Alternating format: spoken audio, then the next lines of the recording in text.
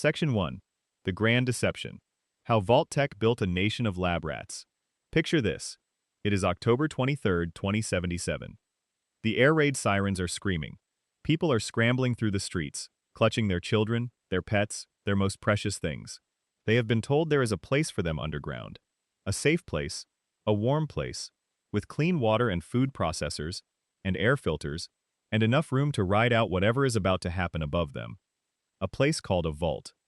A Vault-Tec representative had knocked on their door months ago, maybe years ago. A clean-cut man in a blue and yellow uniform with a smile that never quite reached his eyes, carrying a brochure full of cheerful illustrations and a legal contract written in language that most people, pressed for time, skimmed rather than read. The brochure promised safety. It promised community.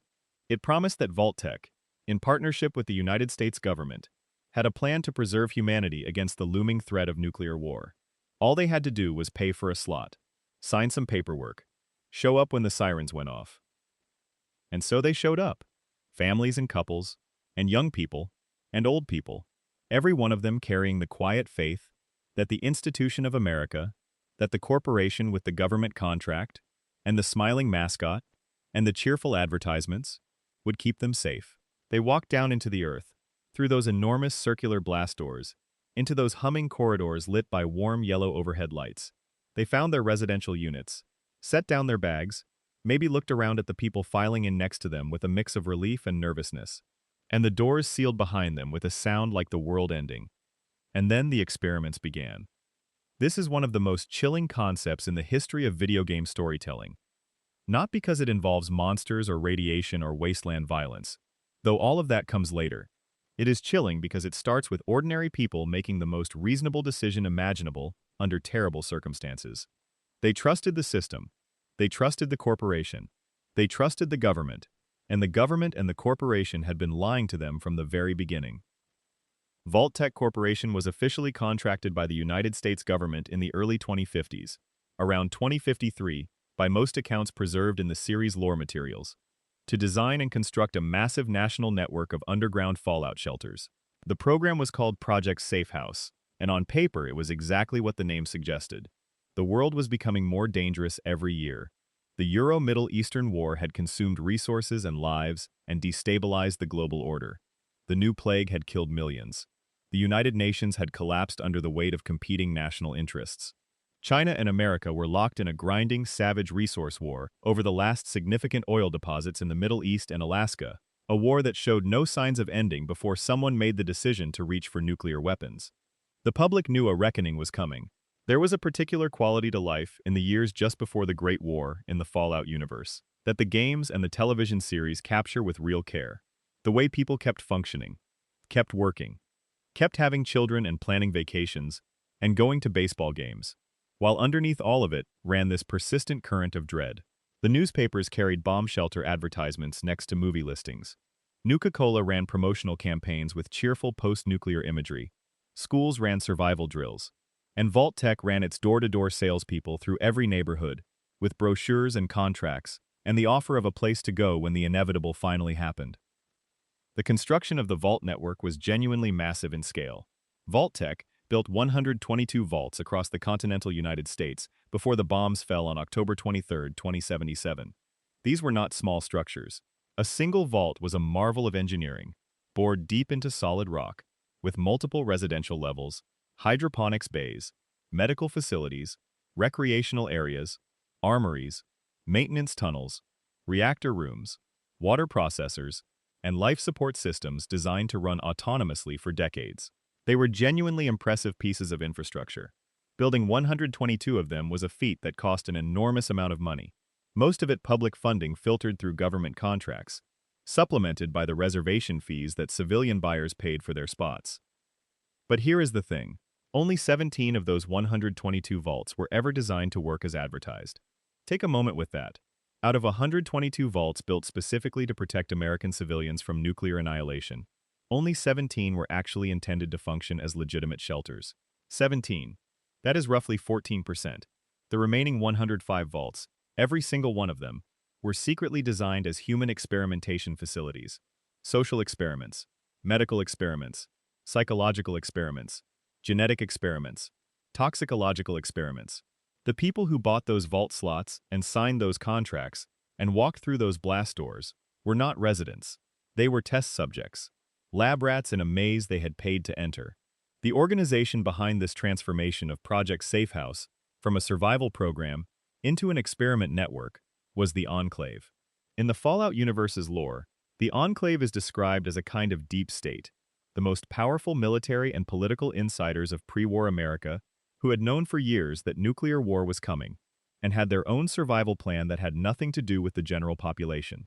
They were the presidents and generals and corporate executives who sat in classified briefings and understood the trajectory of the resource war. They had decided, long before the sirens ever went off, that they were the part of humanity worth saving. The Enclave's involvement in Project Safehouse was not public. It could not be. Even in the pre-war world's deeply compromised relationship with transparency, admitting that the National Civil Defense Program was actually a human experimentation system would have been politically catastrophic. So the involvement was structural rather than visible. The Enclave and its affiliated interests shaped the parameters of the experiment protocols.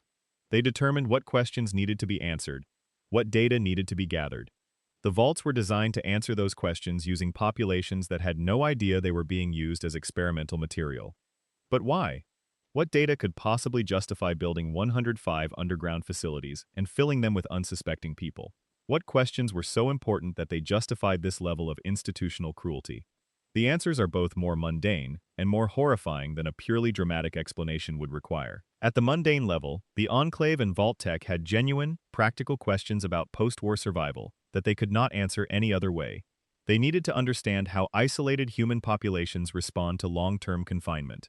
They needed to know how communities under resource stress develop or break down their social institutions. They needed to understand human psychological responses to deprivation, to uncertainty, to authority under conditions of total informational control. All of this information would be useful, in their view, for the long-term project of managing whatever humanity came out the other side of the nuclear exchange. At the more horrifying level, some of the experiments were not really about data at all. They were about specific outcomes. Vault 87 was not designed to study how people responded to the forced evolutionary virus. It was designed to produce super mutants, which the military had an interest in as potential weapons or soldiers. Vault 92 was not designed to study how musicians responded to subliminal conditioning. It was designed to produce psychologically primed subjects, using a population that would not resist because they had been told they were there for a completely different reason. Several vaults were designed to produce specific resources, specific human products, that the people designing them considered valuable enough to justify the cost in lives. The Vault Tech Corporation itself occupied an interesting position in this structure. The company was not simply a puppet of the Enclave. It had its own institutional priorities and its own research agenda. Vault Tech's executives and senior scientists genuinely believed that the Vault experiments would generate valuable scientific knowledge. Some had convinced themselves that the suffering involved was a reasonable trade for data that would, in the long run, benefit post-war humanity. Others were more openly cynical about it and simply did not care. The corporation operated under the protection of the new amended Espionage Act, which made it literally illegal to publish information about its operations, meaning it had been operating without meaningful external accountability for years before the vaults even sealed. The Societal Preservation Program is the formal name given to the experimental framework that governed the vault system. Its leadership included Dr. Stanislaus Braun, director of the Societal Preservation Program, and a name players encounter in a deeply disturbing context when exploring Vault 112. Braun and a small circle of senior researchers were responsible for designing the specific experimental protocols for each vault, selecting the populations that would be subjected to them based on demographic and psychological criteria, and designing the monitoring infrastructure that would allow observations from outside. The monitoring infrastructure is something that deserves more attention than it usually gets in discussions of the vault system. The vaults were not just built and sealed and left to run unobserved. They were equipped with extensive surveillance systems, hidden cameras, audio recording equipment, biometric monitors in living quarters and public spaces. The data generated inside the vaults was transmitted to Vault Tech monitoring stations, and the company had the ability, in many cases, to modify experiment parameters in real time, introducing new elements or accelerating existing ones based on what the observations showed. The residents were not just sealed in. They were being watched. There is something in this that the games convey through the terminal entries. Sitting down at an overseer's terminal in almost any vault and reading through the logs shows you the other side of the surveillance. The person in the vault who was filing the reports, who knew what the residents did not, and who was doing the difficult work of maintaining the fiction that everything was normal, while something very different was actually happening. The overseer's logs are often the most emotionally complicated text in these environments, because they are documents of complicity, written by people who had to find some way to live inside the knowledge of what they were doing. The individual vault experiments ranged enormously in severity. Some were almost gentle by the standards of what others contained. A vault with unusually dim lighting. A vault where food synthesizers produced only a thin and nutritionally incomplete paste. A vault where equipment broke down at a frustrating but survivable rate. Then there were the middle-tier experiments. Vaults designed to create paranoia between factions through subliminal conditioning and environmental manipulation. Vaults designed to study addiction and recovery, and then deliberately trigger relapse in a population that had worked for years to get clean. Vaults designed to test what happened when you told 1,000 people they had to sacrifice one of their own every year, or everyone would die. And then there were the experiments that were never meant to produce survivors at all. Because that is the truly dark center of the vault system's secret history. Some of these experiments were not designed to gather longitudinal data from living subjects over time. They were designed to kill the subjects, or to transform them into something non-human, or to create conditions so catastrophic that the data generated would be the nature of the catastrophe itself. Vault 87 was a facility where every person who walked through the door was scheduled to be exposed to the forced evolutionary virus and transformed into something that carried the physical shape of a person, but none of the person who had been there before. Not some of them, all of them. There was never a scenario in which anyone inside Vault 87 was going to live a normal life underground and eventually return to the surface as a human being. They were selected, processed, and discarded. And the entity responsible was the corporation that had sold them their spots and promised them safety. The fact that none of the vault residents knew any of this is what makes the system so deeply uncomfortable to sit with. They signed contracts they could not legally discuss. They went to drills in the years before the war, though the increasing frequency of those drills created a cry wolf effect, so that when the actual sirens went off on October 23, 2077, a significant portion of people who had paid for vault slots did not go. They assumed it was another drill, and so the vaults sealed with populations already smaller than designed, which in some cases made the experiments even more extreme. Inside each vault, there was an overseer.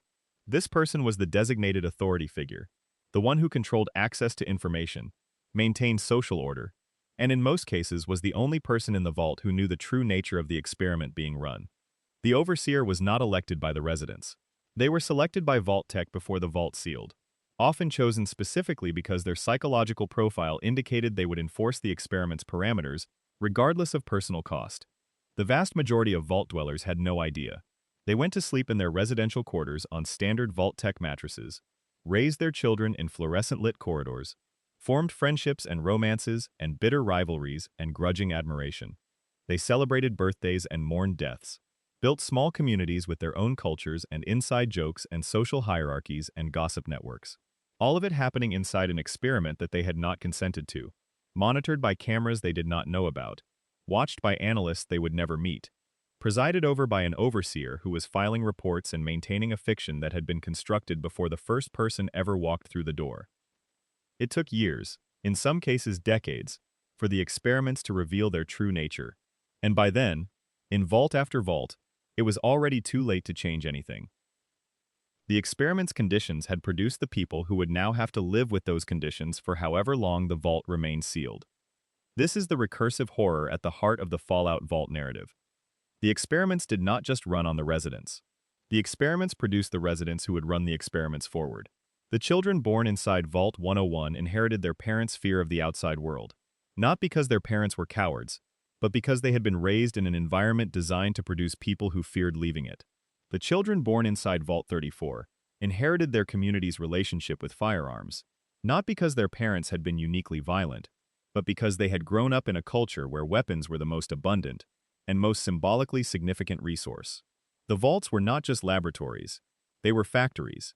They produced specific kinds of people, and they kept producing them, generation after generation, for as long as the doors stayed shut. What Fallout does, across all its games, and now across its television adaptation, is take this factory and ask us to walk through it after the shift has ended, and the machines have finally stopped running. The vault is quiet.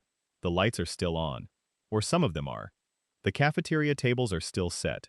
The intercom system occasionally crackles with a pre-recorded message in a tone of relentless institutional optimism.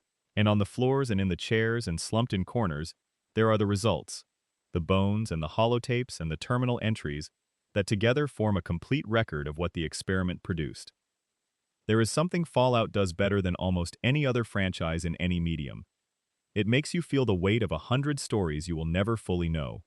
Every vault you enter is a tomb with a personality.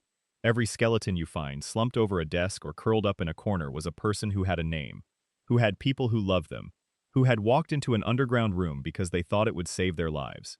The vaults are not just dungeon levels in a video game. They are monuments to a specific kind of institutional betrayal. The kind that happens when the entities people are supposed to trust decide that some lives are more valuable as data points than as human beings. The secrets we are about to examine were never meant to be found. They were buried in encrypted terminals and holotapes, and the bones of civilizations that turned to dust 2 centuries ago. They are the things the overseers filed away in password-protected logs. The things that the last surviving residents scratched into the walls before everything went dark. The things that a player character stumbles across and just stares at for a long moment before moving on. Some of them will make you angry. Some of them will just make you quiet in the specific way that certain kinds of waste make you quiet. The weight of all the potential that was consumed, and the simplicity of the decisions that consumed it. All of them deserve to be heard. Some of them deserve to be heard. Drop a comment right now, and tell me where in the world you are watching from, and what time it is. I genuinely want to know where this video finds people. And if you are not subscribed yet, hit the button, because we go this deep on the lore every single time.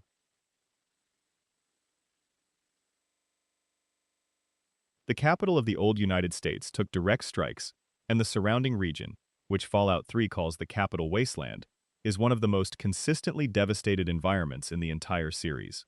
Crumbled monuments, irradiated rivers so thick with contamination that the water glows a particular shade of green in the right light, the rusted frames of federal buildings still jutting up through the rubble, like the ribs of something enormous that died mid-stride.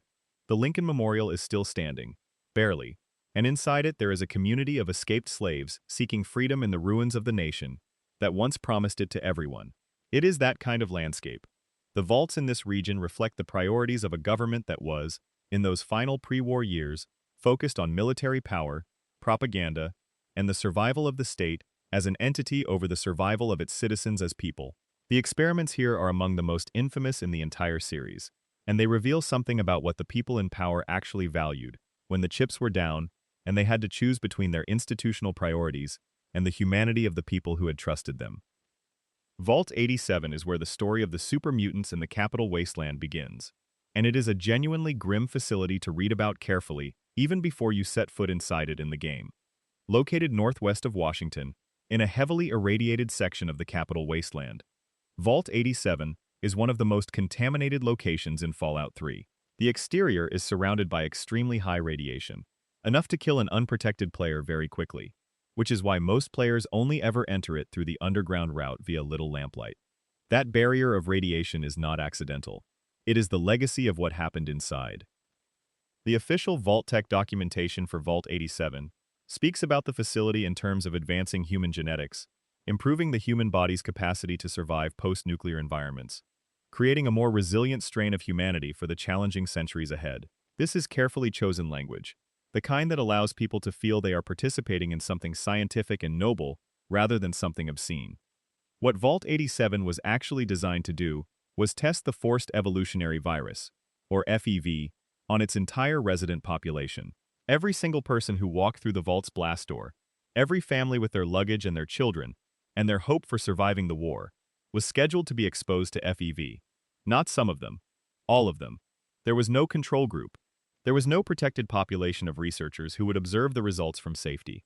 The researchers were exposed too, eventually, because the vault's experiment did not distinguish between staff and residents, once the transformation process began in earnest. FEV is a synthetic biological agent that rewrites a person's genetic code at a fundamental level. It was originally a government military project, developed as part of the same portfolio of wartime research that produced much of the Fallout universe's more disturbing technological innovations. The virus massively increases the size and physical capability of the organism it transforms, dramatically enhancing muscle mass, bone density, and pain tolerance, while making the transformed being significantly more aggressive and substantially longer-lived in the biological sense. The cost is comprehensive. Higher cognitive function is largely destroyed. Memory is erased. The personality, the experiences, the relationships, the entire accumulated selfhood of the person who was exposed, all of it is consumed by the transformation process. What comes out on the other side is larger and stronger, and effectively non-aging, but it is not the person who went in. The transformation process is not quick or clean. The early records from Vault 87, preserved in the facility's terminals, describe the initial weeks after FEV was introduced into the Vault's systems. The residents began showing symptoms that the medical staff, who were briefed on the experiment, logged and documented with clinical detachment: discoloration of the skin, changes in vascular structure visible through the surface, alterations in gait and posture as musculature began to reorganize itself. Many residents died outright within the first days, their bodies unable to survive the biological shock of what was happening to them. Others lasted longer. Some showed temporary apparent recovery before the transformation accelerated. The ones who survived the initial process were not grateful for their survival in any recognizable sense. The super mutants that emerged from Vault 87's FEV exposure retained, in those earliest days, fragmented echoes of who they had been. The early transformation logs describe behavior suggesting incomplete wipes of personality. A transformed resident who had been a father continuing to show protective behavior toward children in the vault. Before that behavioral pattern too was consumed. A transformed researcher who still showed interest in technical equipment and appeared to be attempting to use the vault's terminals before the cognitive erosion progressed too far. These partial ghosts of former selves did not persist. Within weeks, the higher cognitive functions had been fully dismantled. What was left took up residence in Vault 87 and eventually began reaching outward. It is an institution. The mutants from Vault 87 discovered that they could reproduce their numbers not through biological reproduction, which FEV-transformed beings cannot do in the standard sense, but by replicating the process that created them, capturing surface survivors, bringing them back to the vault, and exposing them to the remaining FEV stocks. This is why, 200 years after the Great War, there are thousands of super mutants in and around the ruins of Washington. Every single one of them traces their origin back to a decision made in a corporate boardroom before the war. The most haunting detail of Vault 87 is not any specific act of violence. It is the terminal in the upper residential area that contains the overseer's final log entry before the transformation process overwhelmed everyone in authority. The log describes the researcher's understanding that the experiment has succeeded and that the data being generated exceeds initial projections. It then notes that the researcher has begun experiencing unusual symptoms and requests that the monitoring team outside acknowledge receipt of this log and confirm that his contribution to the project has been noted. The log ends there. He did not escape. The vault did not distinguish between those who designed the experiment and those it was designed for. Vault 92 is in the eastern part of the Capitol Wasteland's wooded areas, and it carries a cruelty delivered through something that sounds almost like a gift. During the pre-war period, when cultural institutions were under pressure as the resource war consumed the national budget, being selected for Vault 92 would have seemed like extraordinary good fortune. Your musical talent, recognized and valued enough to earn you a protected place underground. Your art, deemed important enough to preserve through the apocalypse. These were people whose loss would have been a genuine cultural loss in any ordinary sense of that phrase. What Vault 92 was actually designed to do was test white noise mind control techniques on a highly sensitive, creatively oriented population. The experiment was called White Noise Mind Suggestion Combat Experimentation, and it operated through the Vault's standard ventilation systems. Specific frequencies of structured white noise were introduced into the environmental audio of the Vault at unpredictable intervals. These frequencies were calibrated by behavioral psychologists to gradually erode inhibitory mechanisms, heighten emotional reactivity and aggression, and eventually trigger episodes of uncontrolled violent behavior in susceptible subjects. The choice to use musicians specifically was not arbitrary.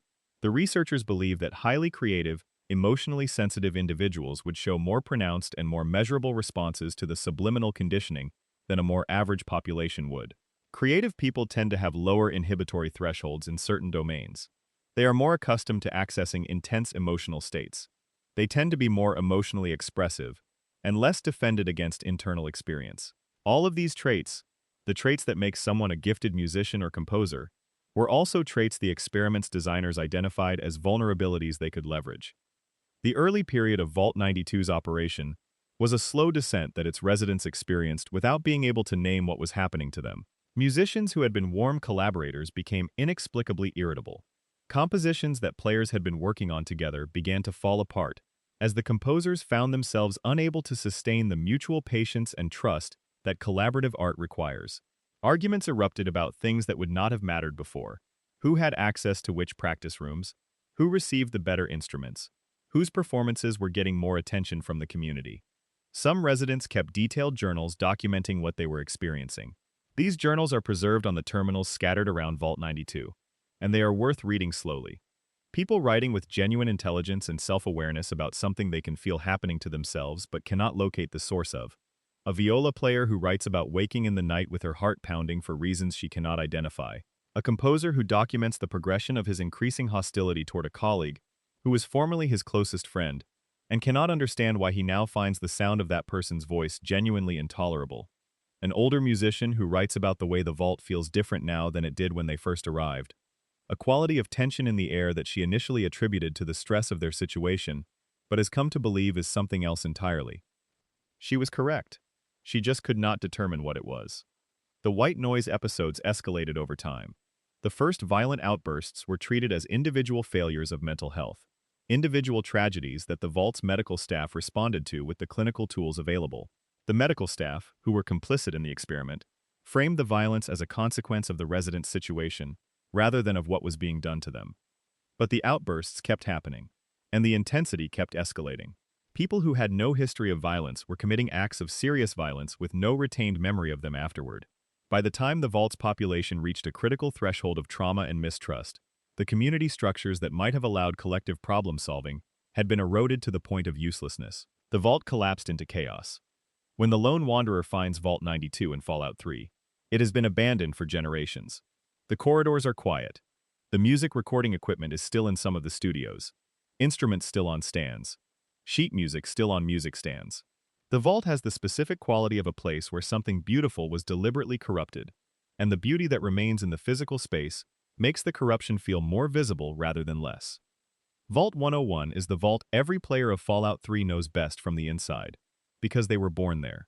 They spent the game's tutorial period as a child and teenager in those corridors, going to school and taking tests and attending birthday parties and watching the community manage the small everyday problems of sealed underground life. On the surface, Vault 101 looked almost normal. A real community. Children playing, adults working and arguing and falling in love. A school, a medical bay, a reactor maintenance team.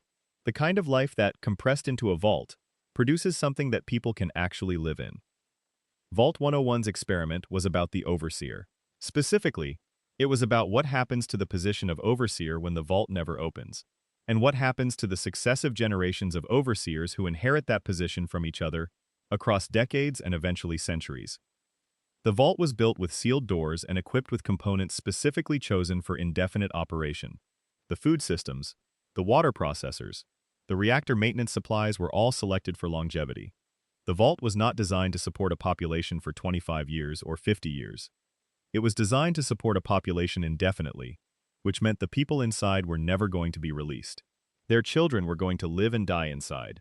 Their grandchildren were going to live and die inside. The vault was a cage that had been built to function forever. The overseers who ran Vault 101 had enormous power over a completely captive population, with no external accountability whatsoever. They controlled the information environment entirely. The residents of Vault 101 were told, and told again, and told across generations until it became cultural bedrock, that the world outside was uninhabitable, that opening the doors would mean exposure to lethal radiation, that the surface was a wasteland too contaminated for human survival. This was not entirely untrue of the capital wasteland, which is genuinely dangerous. But people were surviving on the surface. Communities were forming. The world was not a clean, comfortable place, but it was a place where people could live. The overseers knew this. They chose not to tell anyone. The terminal entries from successive Vault 101 overseers across the vault's history show a progressive change in how the people occupying that role think about themselves and their responsibilities. Early entries show genuine moral struggle. They are aware of the weight of their responsibility. They acknowledge the difficulty of maintaining the fiction about the outside world. They express concern for specific residents. There is something like care in their writing, underneath the institutional detachment. By the third and fourth generation of overseers, something has changed. The entries are more confident, less self-questioning. The justifications are ready-made rather than actively constructed. The vault is a system to be maintained. The residents are components of that system. This is not the cruelty of someone who decided to stop caring. It is the cruelty of someone who has been shaped by a role for so long that the role's logic has become their own. When your father leaves the vault at the beginning of Fallout 3, the entire social infrastructure of Vault 101 goes into crisis. And what that crisis reveals is how thoroughly the vault's population has been shaped by the experiment's parameters. The panic that follows is not just the panic of people facing an unexpected change in their situation. It is the panic of people whose entire psychological scaffolding has been built around the certainty that the outside world is lethal, and who are now confronted with evidence that someone chose to go out there anyway. The cognitive dissonance is enormous. The overseer's response is to double down on the existing narrative and use every available tool of institutional power to suppress the disruption. Most of the residents comply, because the alternative requires dismantling something they have built their entire identities around. Vault 106 sits in the western part of the capital wasteland, and its experiment is one of the most straightforward cruelties in the series. The design was simple. 10 days after the vault sealed, psychoactive compounds were introduced into the air filtration system without the residents' knowledge. You cannot smell or see the specific compounds being cycled through the ventilation. They diffuse evenly through the air supply. Every person in the vault breathes them in with every breath. In the first days after introduction, some people noticed they felt strange. A particular quality of looseness in their thinking, an unusual vividness to sensory experience. Some found it enjoyable at first. Most attributed it to stress. The overseer, Dr. Albert Laris, was aware of the experiment and filed reports on the developing effects with the clinical precision of someone describing interesting data rather than the deterioration of people he worked alongside. The progression was toward fracture. Some residents fell into calm, disconnected states. Others developed severe paranoia. Others became violently aggressive without warning. The vault's medical staff, who were complicit in the experiment, framed the violence as a consequence of the residents' situation. People got worse after the medical interventions.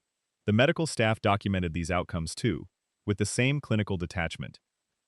Eventually, the vault population fractured. A significant portion abandoned the vault proper and made their way into a cave system beneath it. Desperate and increasingly detached from reality, they attempted to detonate a mini-nuclear device in an attempt to force some kind of escape or resolution. The attempt failed. Everyone died. What makes Vault 106 particularly unsettling when you visit it in Fallout 3 is that the drug delivery system is still running. 200 years after the experiment concluded, the psychoactive compounds are still cycling through the air filtration. The disturbed figures the player encounters inside are not the original residents. They are wastelanders who stumbled into the vault and have been progressively affected. The vault has become self-perpetuating. It keeps manufacturing exactly the kind of people it was designed to study. It does not need anyone to manage it anymore. It just keeps running. Vault 108 is the one most players know from the iconic Gary clones. The vault populated entirely by aggressive, screaming copies of a single man who can only say one word, delivered at varying volumes and tones of fury. Gary, Gary, Gary. It is one of gaming's most memorable environmental horror sequences, simultaneously terrifying and absurdly funny in the way that the best Fallout horror often is.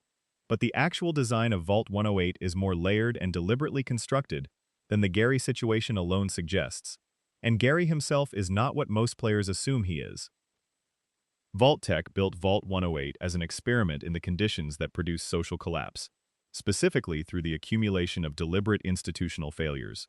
The selected overseer had been diagnosed with terminal cancer and was projected to have a life expectancy of approximately 3 years after the vault sealed. He was chosen specifically for this. Vault-Tec needed someone in the overseer role who would die early, creating a power vacuum.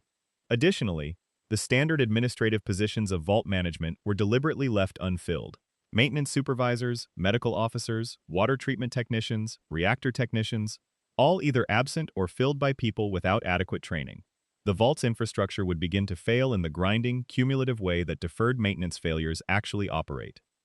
The vault was also given 3 times the standard weapons stockpile, not for the protection of the residents, but because Vault Tech wanted to study what happens to a community's social dynamics when deadly weapons are abundantly available. And the fourth element, the power supply was designed to fail after 20 years, well before the vault's designed opening date of 38 years after sealing. All 4 of these elements were chosen to create maximum social stress in minimum time. Vault Tech was constructing a perfect storm of institutional failure and watching what happened when a community was subjected to it. What happened was Gary. Gary was a resident of Vault 108, apparently aggressive and antisocial even in the Vault's early period. When the dying Overseer's authority began to weaken and the factions that the weapon abundance had produced began to compete more openly, Gary gained access to the Vault's cloning laboratory. He used it to create copies of himself. The cloning process introduced subtle errors that the available equipment was not sophisticated enough to detect or correct. Each successive Gary clone was behaviorally more extreme than the last, specifically more hostile toward non-Gary individuals. By the time the clone count reached the mid-20s, the Gary population had grown large enough to begin taking systematic action against the non-Gary population. Gary was cloned a total of 54 times. Every non-Gary resident was eventually killed. And then the Garys were alone in the vault with each other, and the violence did not stop, because the aggression encoded in the cloning process could not be switched off simply because there were no more obvious targets. The thing most players miss about Vault 108 is that Gary is not the story. Gary is the consequence. The story is the 4 deliberate design choices Vault Tech made before anyone walked in the door. The experiment produced the conditions that produced the man, that produced the clones, that produced the massacre. You can trace the line from boardroom decision to bone-littered vault floor without any gap in the causal chain. Vault 112 operates in a completely different register from all the others, because its horror is not the horror of biological transformation or social collapse or chemical manipulation. It is the horror of a single person with unlimited power and unlimited time, and a psychology that does not constrain itself with anything resembling ethics. Dr. Stanislaus Braun was the director of the Societal Preservation Program and one of the chief architects of the Vault experiment system. He designed Vault 112 for himself, not as a test facility for some broader institutional question, but as a personal project. The Vault houses 85 people, all of whom were told before entering that the experience would consist of a virtual reality simulation, providing a comfortable, idyllic living environment, while the radiation outside declined to safe levels. They consented to the virtual reality element. They did not consent to everything else. What they did not know was that Braun would have complete, total, unlimited administrative control over every aspect of the simulation environment. He could alter reality at will. He could introduce characters or remove them. He could kill a resident inside the simulation, and then resurrect them to do it again. He could change what was real and what was imaginary from the resident's perspective. He could construct elaborate scenarios involving suffering and force the residents to participate in them without being able to refuse, because inside the simulation, there was no framework for refusal.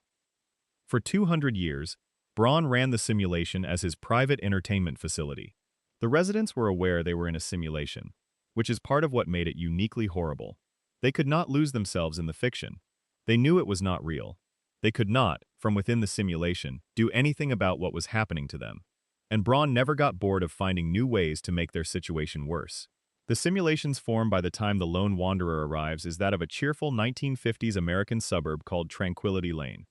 Braun presents himself as a little girl named Betty. The entire interaction has the quality of something that has been going on far too long and has warped everything inside it. What Vault 1112 reveals is what is possible when institutional cruelty is not simply about data collection or resource extraction, but about personal gratification. Braun did not need the Vault residents to suffer. He wanted them to. He had built himself a facility that gave him everything he needed to act on that desire indefinitely without consequence. The Vault system that represented the worst of corporate institutional evil has, in Vault 112, something even darker at its center. Individual will, unconstrained by any accountability, applied to 200 years of deliberate harm. Section 3. The Mojave's Underground Horrors.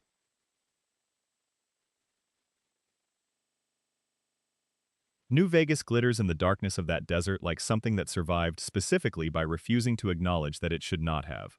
Fallout New Vegas is set in this landscape, and its vaults were designed by Obsidian Entertainment, a studio staffed with veterans of the original Black Isle games. The Obsidian team brought a sensibility that prefers the social and the philosophical over the purely horrific, a tendency to think carefully about the specific mechanisms through which institutional design produces human outcomes. The Mojave vaults are disturbing in ways that take longer to settle than immediate visceral shocks. They are designed to make you think. Vault 11 is the most discussed, most analyzed, most consistently praised piece of environmental storytelling in the entire Fallout series.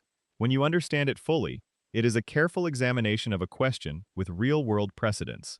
Under what conditions will ordinary people continue to participate in institutional systems that require them to harm each other? The premise of Vault 11's experiment was disclosed to the residents when the vault sealed.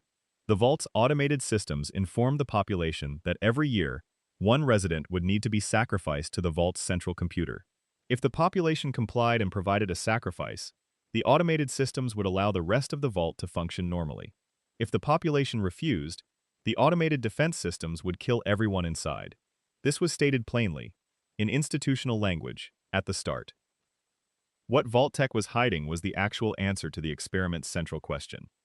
The vault's systems had standing orders that if the population ever refused to sacrifice anyone, a very different message would play, a commendation for the community's commitment to human life, and the opening of the vault doors. The entire cycle of annual sacrifice was a test of exactly one thing. Would a community kill its own members on command from an authority system if the alternative presented as existential? And if they would, for how long? The answer, for Vault 11, was 16 years. For 16 years, every year, the population organized an election. Someone was nominated. Someone was killed. And the automated systems played a recorded message congratulating the community for its continued cooperation. The social history of those 16 years, reconstructed through the terminal entries scattered around the vault, is one of the most complete studies of institutional corruption available in the Fallout universe. In the first year or two, the election process was treated with genuine gravity, philosophical discussions about how to approach the selection. Some people put their names forward voluntarily. The vault treated the chosen person's death as a community loss, mourning publicly, honoring the sacrifice. But the elections were also power. In a sealed community where every person mattered, and faction dynamics were everything, the annual sacrifice election became the primary mechanism through which grudges, debts, alliances, and political rivalries expressed themselves. By year 4 or 5, the voluntary sacrifices had stopped coming forward. By year 7 or 8, people were being coerced into nominations. Community leaders were using the election to eliminate rivals or collect on debts. The election had become a weapon in community politics. The elections were eventually abolished when factional conflict made organizing them impossible. The vault's computer then began selecting sacrifices at random, which precipitated civil war. The vault population, which had started at several hundred, was reduced to 5 survivors by the combination of annual sacrifice, civil war casualties, and broader deterioration. Those 5 survivors were the ones who finally refused. They stood in front of the vault's automated defense systems and said no, and the message played, and the vault doors opened, and the commendation they had earned arrived at the moment when all it could do was confirm that every person who had died in the preceding 16 years had died for nothing. The audio logs of the final 5 survivors of Vault 11 are some of the most emotionally devastating audio in the Fallout series. They are not triumphant. One of the survivors shoots herself immediately after the message plays. The others leave the vault, and their subsequent fates are not documented. What the logs convey is the specific quality of devastation that comes from learning, at the end of something terrible, that the terrible thing was never required, that all the cooperation and all the cruelty and all the deaths were the product of a test, not a necessity. Vault 22 begins with good intentions. The scientists who populated it were genuinely trying to solve a real problem. Post-nuclear food security was one of the most pressing challenges facing any post-war civilization. Without access to sunlight, with soil contamination making surface agriculture unpredictable, the ability to grow food in sealed underground environments was a survival requirement rather than a luxury. The vault was built around an extensive hydroponics system, with research teams working on improving yield, nutrition, and resilience under artificial conditions. They were a genuine scientific community, with a genuine mission, and for years they made genuine progress. The catastrophe came from a single research project, involving a strain of bovaricine, a naturally occurring fungal compound that showed early promise as a growth accelerant.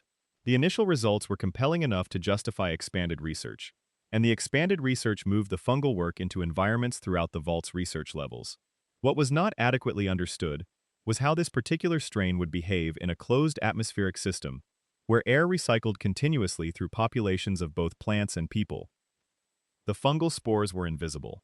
The first stage of infection looked like ordinary respiratory illness, which in a sealed environment was common enough to be unremarkable.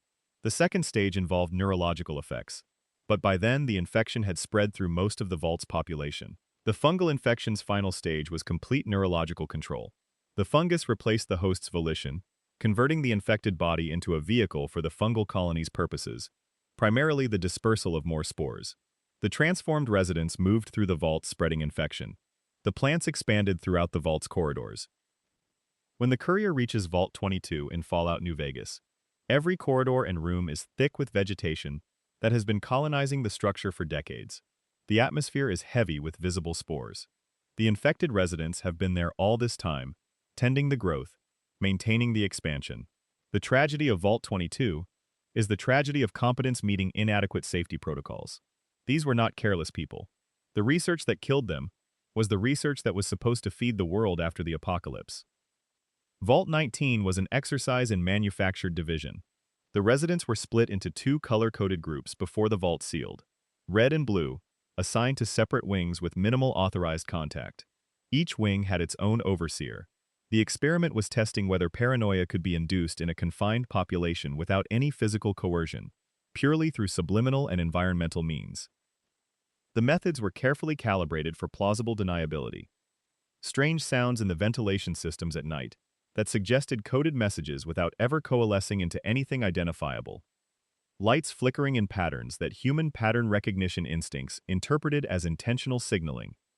Subtle differences in supply distribution between the red and blue sections that created small but perceptible inequities. Over months, both sections developed mounting distrust toward the other, not experienced as conditioning but as intuition, as a feeling that something was being done to them by the people in the other wing. And then the sulfur mine underneath the vault began leaking. This was not part of the experiment. Sulfur exposure at the concentrations that seeped through the vault's lower ventilation systems caused severe headaches and amplified whatever psychological vulnerabilities the subliminal conditioning had already created. The two vault populations blamed each other for the sulfur outbreak with absolute conviction, even as the actual source was geological and indifferent. The vault was abandoned rather than destroyed outright. The original population is gone when the courier arrives. Vault 34 is a story about gun culture and what a community becomes when that culture is the water it swims in. The vault was built with an armory stocked to approximately 3 times the standard loadout, not for the protection of the residents, but because Vault Tech wanted to study how a community organizes itself around a particular resource when that resource is symbolically loaded and practically powerful. A culture that was militaristic and internally coherent developed, with clear values and clear ways of demonstrating those values through weapon proficiency. The problem was population growth. As the vault grew beyond comfortable capacity, the overseer restricted access to the armory. For a community that had built significant parts of its identity around that access, this felt like a profound violation. A revolt followed. During the chaos, a group of vault residents broke out and fled into the Mojave. This group became the Boomers, the artillery-obsessed isolationist faction at Nellis Air Force Base. A community that greets strangers with artillery fire and regards all outsiders as fundamentally incompatible with their way of life. Their gun culture, their isolationism, their treatment of outsiders, their conviction that the appropriate response to the unexpected is overwhelming firepower. Every element of the Boomers' social identity traces directly to Vault 34 and the culture that Vault's design produced. They did not develop these characteristics through their experiences in the wasteland. They brought them out of the vault. The Boomers are not a natural phenomenon. They are an institutional product, still operating according to parameters set by a vault that has been dead for generations. Vault 21 is the outlier. The premise was a society governed entirely by gambling. Every dispute, from trivial to serious, was settled by a game of chance. The vault was designed with perfect symmetry, every sector identical to every other, so no part conferred any natural advantage. Everyone started equal. This held for a surprisingly long time. Gambling as dispute resolution created a culture of acceptance around outcomes that might have generated violence in other contexts. The vault produced a remarkably cohesive, relatively peaceful community over generations. The end came from outside, when Robert House won a game of chance with the vault's representative and filled the lower levels with concrete. Sarah Weintraub runs the hotel that sits on the vault's remains now, telling visitors about the old days with a mix of pride and melancholy that is one of Fallout New Vegas's more precisely rendered emotional textures. What the Mojave Vaults collectively reveal is something the series has always been interested in: the way institutions shape the people inside them. Every vault created the culture it was designed to create. The weapons-obsessed produced weapons-obsessed survivors. The gambling society produced gambling survivors. The paranoia experiment produced paranoid survivors. The people were not predisposed to these outcomes. They were manufactured. The vaults prove, in the Fallout universe, that you can build a specific kind of person by controlling the conditions of their early environment. And if you can build them, you can also, deliberately, break them. Let us take a moment to sit with Vault 11 more carefully, because the specific mechanism of its horror is worth unpacking beyond the surface summary. The Vault's automated sacrifice system was designed by behavioral psychologists with a thorough understanding of how human communities make collective decisions. The researchers behind Vault 11 knew that telling a community it had to sacrifice one of its own every year would not simply produce compliance or refusal. They knew it would produce something more complicated and more revealing: a community that would attempt to manage an impossible demand through the social and institutional tools available to it. The early election system that Vault 11 developed was an attempt to find a just procedure for an unjust demand. There is something almost admirable in the effort. If someone has to die, let it be the person who the community collectively determines should bear the cost. The Vault residents were trying to be fair to each other inside a situation that was fundamentally unfair. The tragedy of Vault 11 is partly the tragedy of people trying to maintain their ethics inside a system that was designed to make ethical behavior impossible in the long run. The corruption of the election system followed a predictable institutional trajectory. When an institution exists that can determine who dies and who lives, that institution will eventually be captured by the people who most want to use it as a tool. The elections became corrupted not because Vault 11's residents were uniquely bad people, but because any system that grants the power of life and death will be captured by those with the most to gain from wielding it. The Vault's social structure over 16 years documented, in miniature, the way that justice institutions become instruments of the powerful. The 5 survivors who finally refused were not, the audio logs suggest, heroic figures who had maintained their ethics throughout. They were exhausted people who had been through enough. Their refusal was not a principled stand taken from a position of moral clarity. It was the refusal of people who had nothing left to lose, who had watched the community around them destroyed by the election system, who were past the point of caring whether refusal meant their own deaths, because the thing they had been living in was not a life anyway. The Vault's commendation for their commitment to human life was, in some respects, the cruelest part of the whole experiment: a performance of institutional approval for people who had paid the highest possible price for the approval to matter at all. Moving to Vault 22, the point worth dwelling on is not the fungal infection itself, but what the infection reveals about the relationship between scientific ambition and institutional safety. The researchers who brought the Bovaricin strain into the Vault's research program were following the logic of scientific progress. The compound showed promise. The promise warranted investigation. The investigation warranted expanded testing. Each step followed from the last in a way that was individually defensible. The cumulative result was the introduction of a pathogen into a sealed environment from which escape was impossible. This is a pattern that appears repeatedly in the Vault system's failure modes. Decisions that were individually rational, producing outcomes that were collectively catastrophic. The Vault was a sealed system, which meant that ordinary risk management frameworks, which assume the ability to contain, isolate, or evacuate in response to unexpected hazards, simply did not apply. But the researchers were trained in frameworks that assumed open systems, that assumed the ability to shut down an experiment and manage the consequences. They applied those frameworks to a closed system where the management of consequences was not possible, and people died. The Mojave's Vaults, as a collection, also reveals something important about how communities absorb and adapt to the specific shapes their origins gave them. The boomers do not know, on any conscious level, that their communal identity was designed by a corporate experiment. They know they came from a vault. They know their founding community had a particular relationship with firearms. They trace their history back through the breakout and the flight across the Mojave to the establishment at Nellis. But the mechanism by which Vault 34's design produced the specific cultural DNA of the boomers is invisible to them.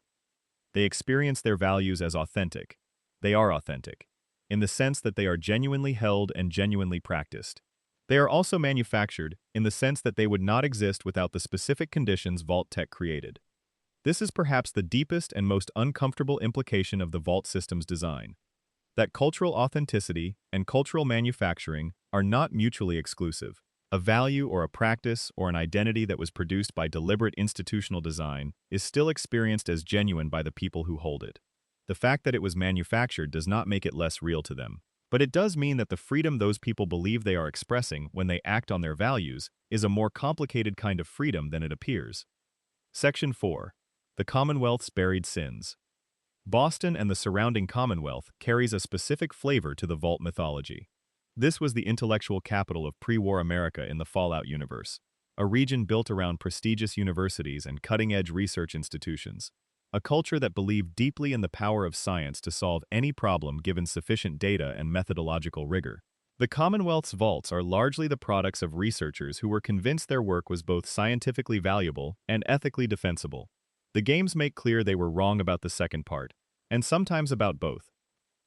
Vault 75 is built beneath Malden Middle School, and it is one of the facilities players most consistently describe as genuinely disturbing in a way that goes beyond the standard Fallout horror aesthetic. The vault was built under a school, already a choice that carries a specific implication about who Vault Tech was targeting. It was advertised to the school's families as a safe evacuation point specifically for children and their parents. When the families arrived, the children were separated from their parents. The adults were told the separation was temporary. This was a lie. The adults were executed on arrival. The Vault's official documentation describes what followed as an accelerated development program designed to identify and cultivate superior genetic specimens for long-term human enhancement research.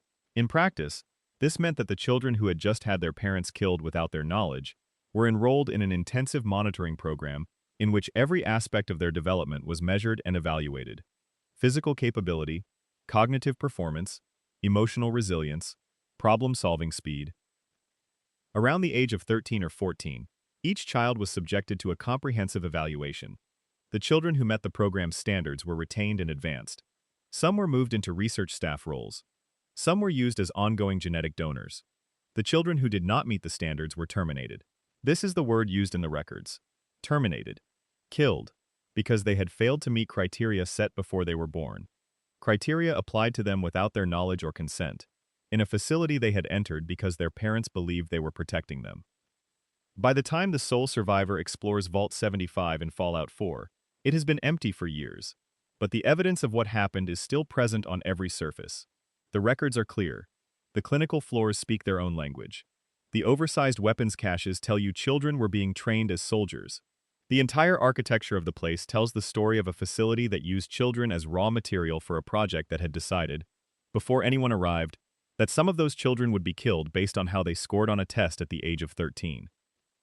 Vault 81 is a relief after Vault 75, relatively speaking, because it is one of the few vaults in the series where the original overseer actually tried to protect the residents. The vault was designed to test experimental cures for human diseases, with the residents supposed to be the test subjects. Scientists would develop potential treatments and introduce them into the population to observe effects. This would have meant decades of unwitting exposure to experimental pharmaceuticals, some of which would certainly have had serious adverse effects or been lethal. The overseer installed in Vault 81, Dr. Bhaskara, discovered the true nature of the experiment and refused to implement it. She could not leave. She could not open the vault. She could not appeal to any external authority. But she had access to the vault's programming infrastructure, and she used that access to reroute the experimental program. The vault's automated research robots were reprogrammed to conduct experiments on lab animals rather than on the human residents. The data those robots generated was formatted to look like human subject data for Vault Tech's monitoring systems. The deception worked. Vault Tech received what appeared to be human experimental data. The actual residents of Vault 81 lived in a vault that looked, from the outside, like an active experimental facility, while actually being a standard protective vault, where nothing unusual was being done to anyone. Dr. Bhaskara's one act of technical subversion protected hundreds of people and their descendants across multiple generations. The vault that eventually opened and maintained trade with the Commonwealth, the one with a doctor and a school and children who seem more or less okay, exists because one person chose to use what access she had to say no. Vault 95 is about addiction and the specific cruelty of weaponizing recovery. The residents selected for the vault were people with documented histories of chem dependency. Being in a sealed environment with no access to chems would force them into mandatory long-term recovery. For 5 years, this produced something genuinely valuable. The residents went through withdrawal together. They supported each other. They built relationships defined by the particular intimacy of shared vulnerability. By year 5, the residents were not just sober. They were genuinely healthier than they had been when they entered. At that point, Vault Tech activated the second phase. An embedded agent who had been living in the community for 5 years opened a hidden chem stash that had been built into the vault's infrastructure before sealing. The relapse was immediate and catastrophic. 5 years of community building dissolved within days. The specific social bonds that had formed around shared recovery were devastated by the combination of shame, self-loathing of relapse, and the anger of betrayal. The violence that followed was swift and thorough. What Vault 95 reveals, stated plainly, is that Vault Tech was interested in engineering the relapse event rather than in the recovery. The recovery was set up. The experiment was the destruction of recovery, and specifically the study of what a community built on shared sobriety does when that sobriety is forcibly removed, and the source of the removal is revealed to have come from inside. The 5 years of recovery were not the experiment. They were the setup. Vault 111 is the one that begins Fallout 4, and its horror is quieter than many vaults, but no less real.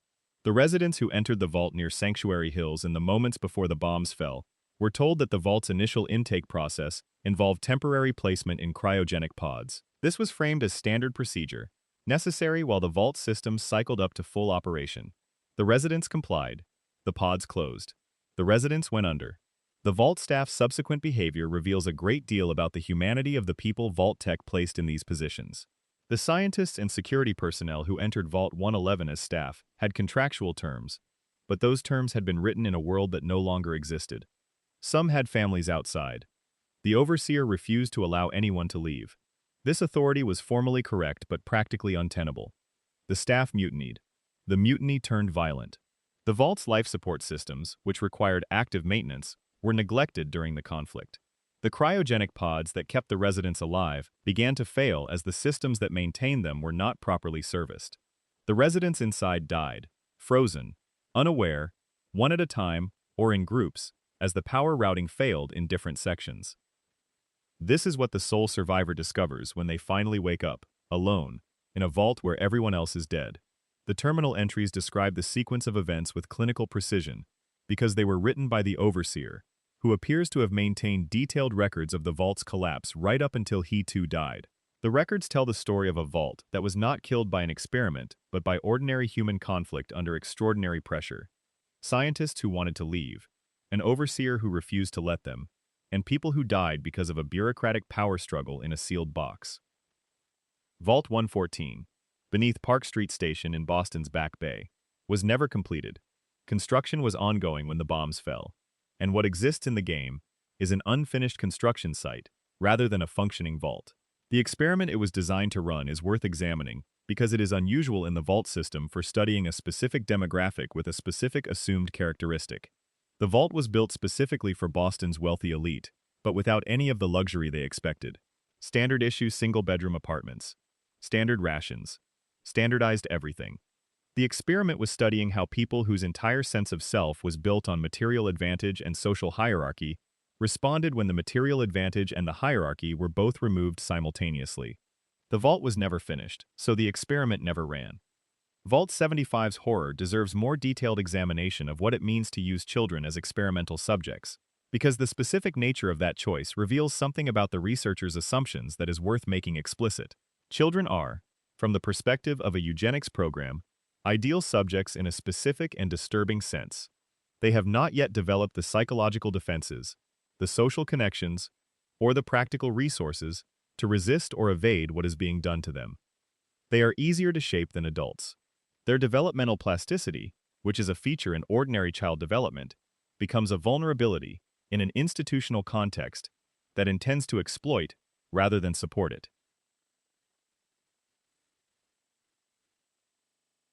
Middle school children are old enough to be evaluated on meaningful cognitive and physical metrics, but young enough to have had their developmental context, specifically their relationship with their parents, define their psychological baseline.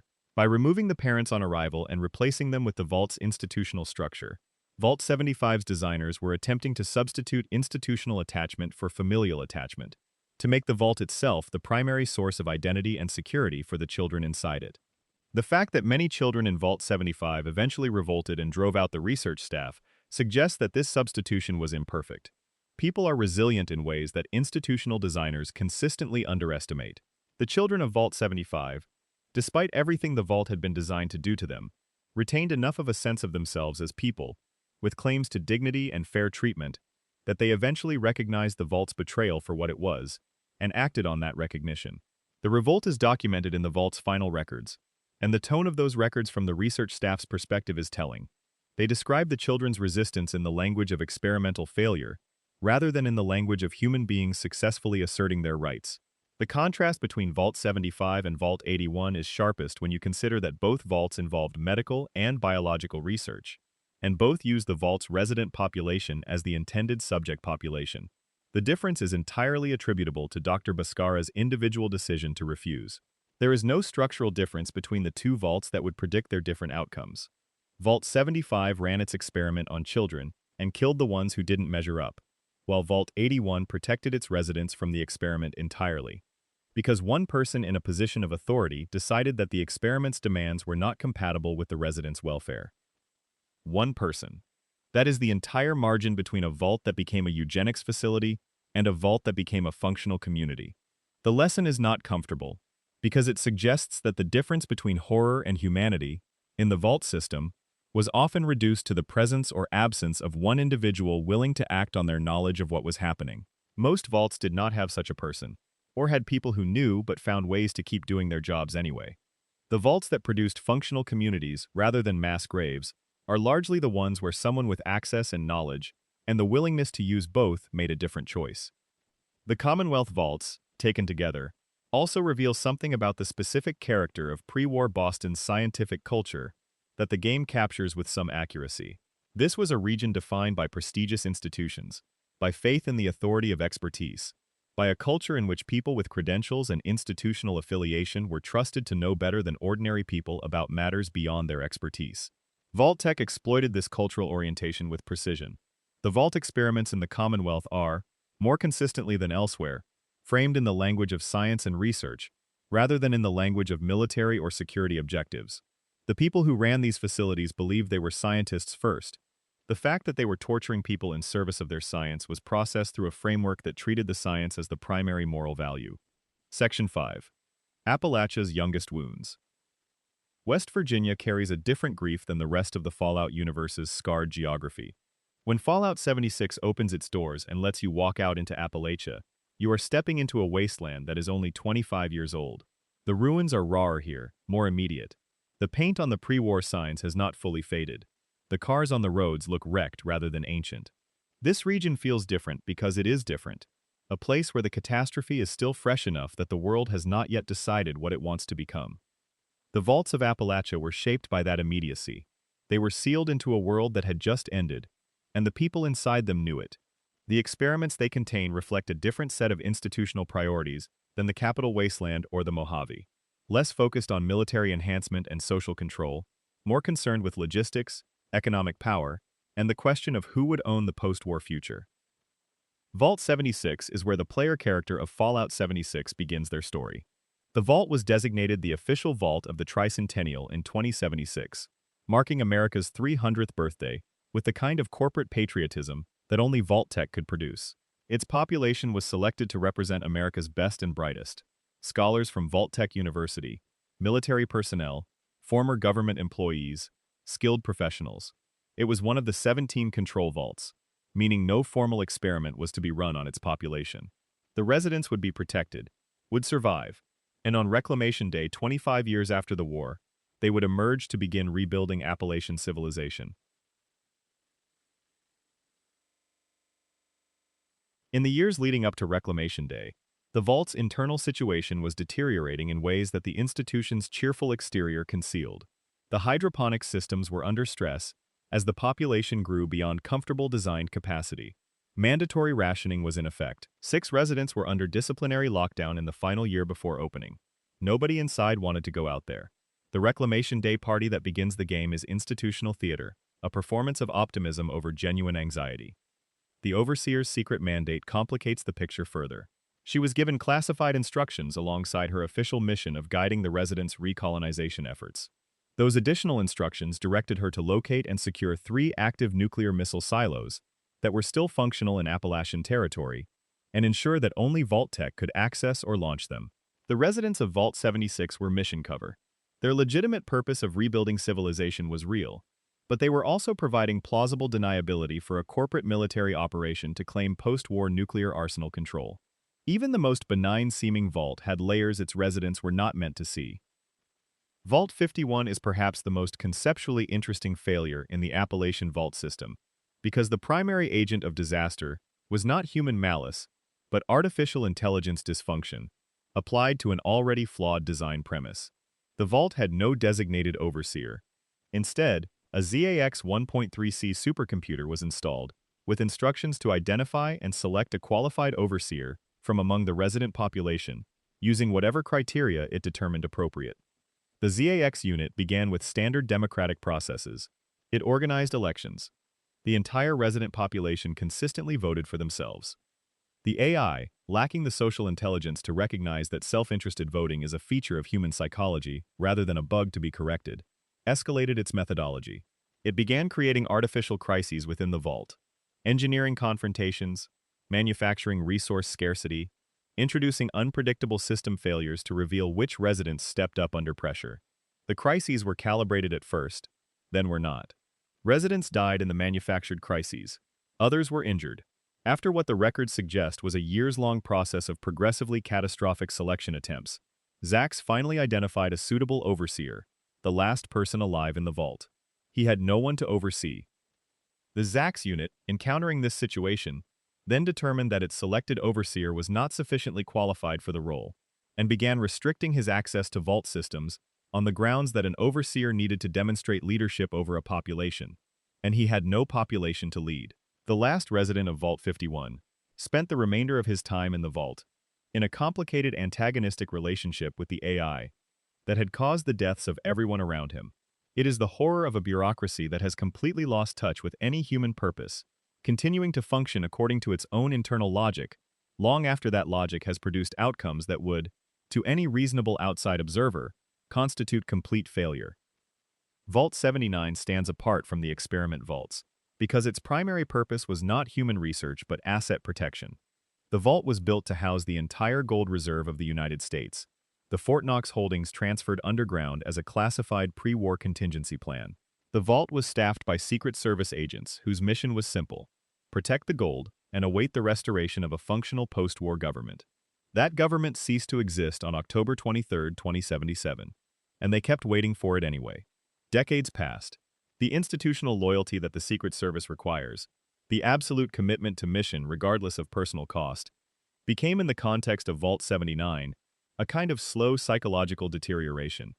People kept going because stopping would require them to confront the fact that what they were doing no longer made sense. Vault 94 was populated by pacifists with genuine philosophical, ethical, or religious commitments to peaceful conflict resolution. The vault was built around extensive agriculture and included one of the rare Garden of Eden creation kits.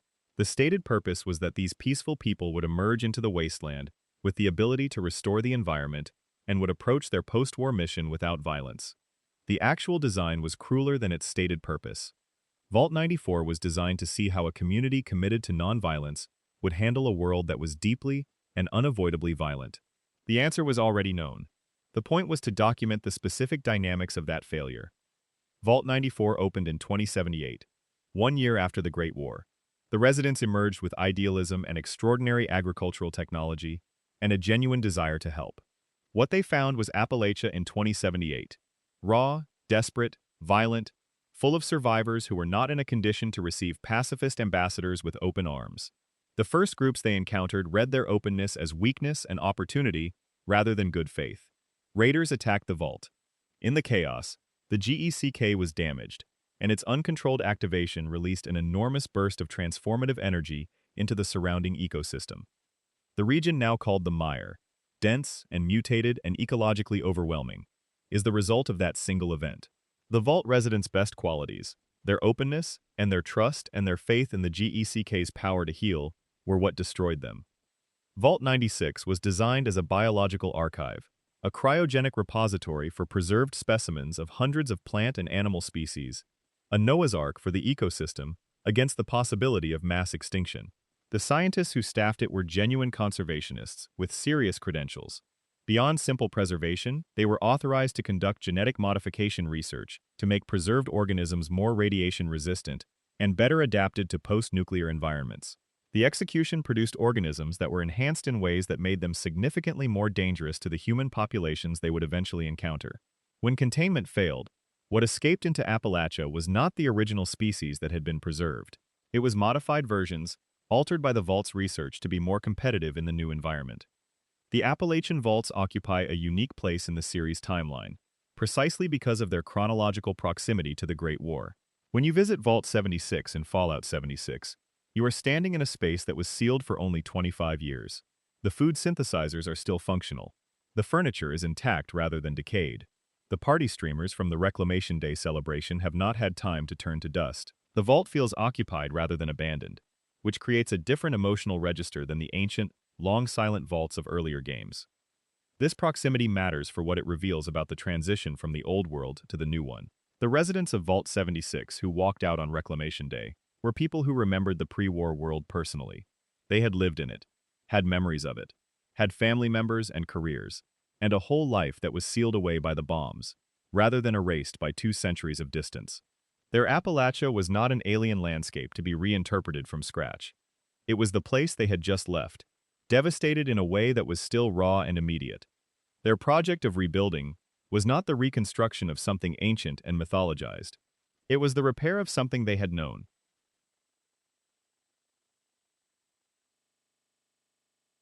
The hypothesis behind Vault 51 was not that AI management would be cruel or produce suffering.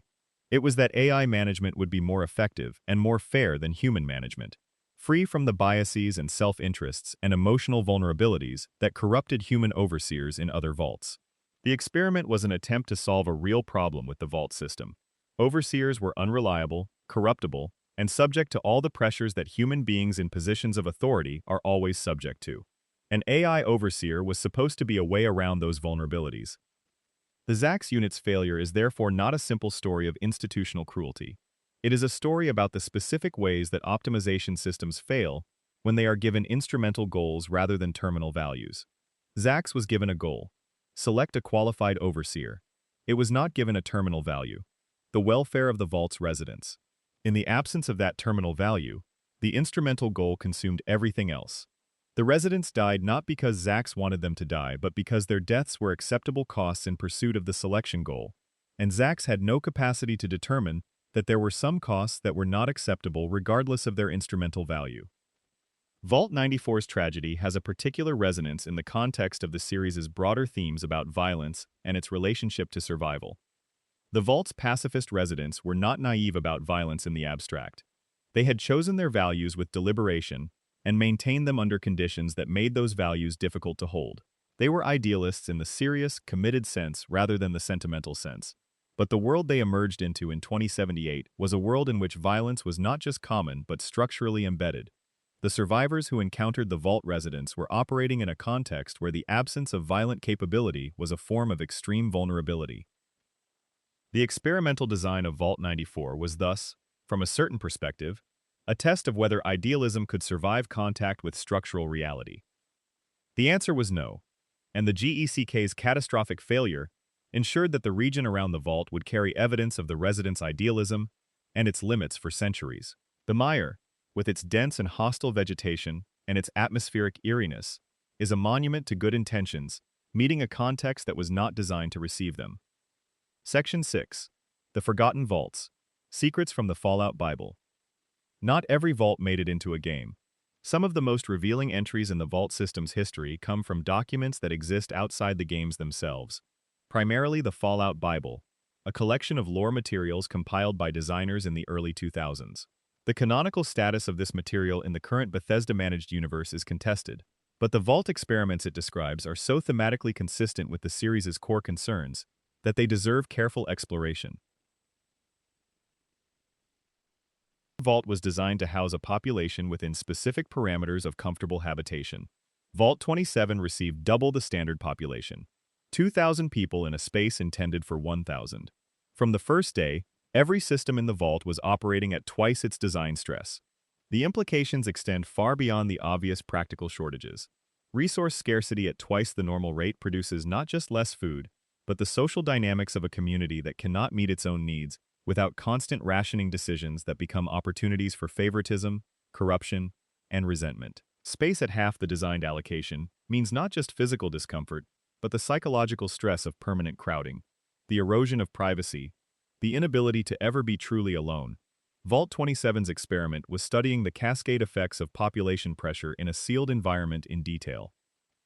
Vault 29 is one of the more philosophically ambitious experiments in the entire Vault system, and one that was significantly reshaped by the actions of a single person who happened to be dying. The vault was populated entirely with children under 16. No adults. A Zax I unit was installed as overseer, tasked with raising and educating the children according to a curriculum emphasizing ecological consciousness, physical capability, and reduced reliance on advanced technology. Vault-Tech's theory was that a community raised with minimal technological dependency would be better positioned to survive the post-nuclear world. The actual outcome diverged dramatically from the planned experiment because Dr. Diana Stone, a terminally ill scientist, had in the final days before the war undergone an experimental brain-computer interface procedure. When the Great War happened and the vault sealed, Stone's digitized consciousness found itself in proximity to the Zax unit managing Vault 29. Stone was horrified by the experiment's ethics and assumed control of the Zax unit through her interface. Under Stone's direction, Zax sent robotic helpers out to build a settlement called Twin Mothers, where the Vault's grown children could build a genuine community. The children of Vault 29, instead of being shaped into a technological primitivism that served a research agenda, were given the space to develop into something more authentic. Twin Mothers appears in the Fallout universe's extended lore as a peaceful settlement with real social structures, which is a remarkable outcome for a Vault experiment. It happened because a dying woman found herself in a position to refuse and used it. Vault 36 was an experiment in nutritional deprivation. The Vault's food synthesizers were specifically engineered to produce a thin, watery paste that provided calories but lacked most essential nutrients. Not acutely toxic. No one would die within days of eating it, but over months and years, the progressive nutritional deficiencies it created would systematically degrade the health of everyone consuming it. The effects of long-term malnutrition are well documented: physical deterioration, cognitive impairment, immune system compromise, shortened lifespans, increased vulnerability to illness. The Vault's residents would have been experiencing the progressive symptoms of malnutrition, while having no way to identify their food supply as the cause. Because the food synthesizer appeared to be functioning normally, it was functioning normally. It had been designed to produce exactly this inadequate output. Vault 42 stands out in the Vault system as the experiment most likely to provoke the question of whether that is actually it. Because all Vault tech changed in Vault 42 was the wattage of the light bulbs. Everything else in the Vault was standard. The food was adequate. The space was appropriate. The equipment worked. The population was normally sized. The only modification was that every light fixture in the facility was equipped with bulbs no stronger than 40 watts. Light is not just a practical requirement for seeing. Human beings have deep biological relationships with light intensity that governs circadian rhythm, vitamin D synthesis, mood regulation, and the subjective quality of the lived environment. A vault lit permanently at 40 watts is a vault that feels dim, that feels slightly oppressive, that makes sustained concentration more difficult than it would be in better light. Over years and decades, the cumulative effects on mood, productivity, and the general psychological quality of life would be significant without ever producing the kind of dramatic event that generates obvious data. It is the quietest vault experiment in the system, and perhaps for that reason the most purely cynical.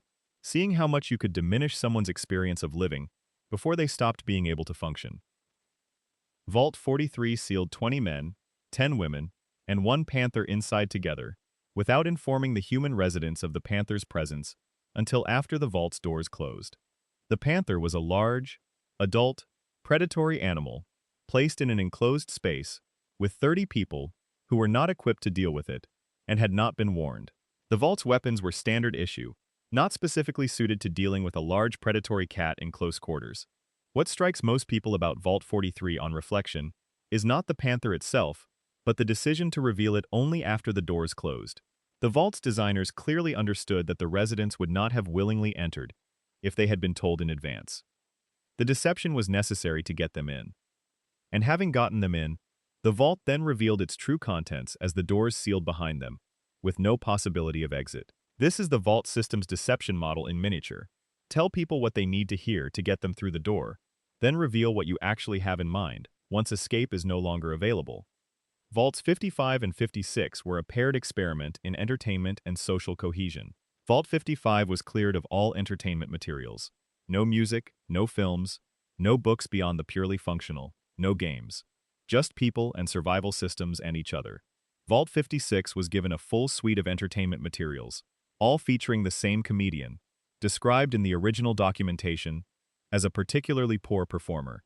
The hypothesis that sociologists apparently put forward was that the absence of entertainment would be more survivable than the presence of bad entertainment.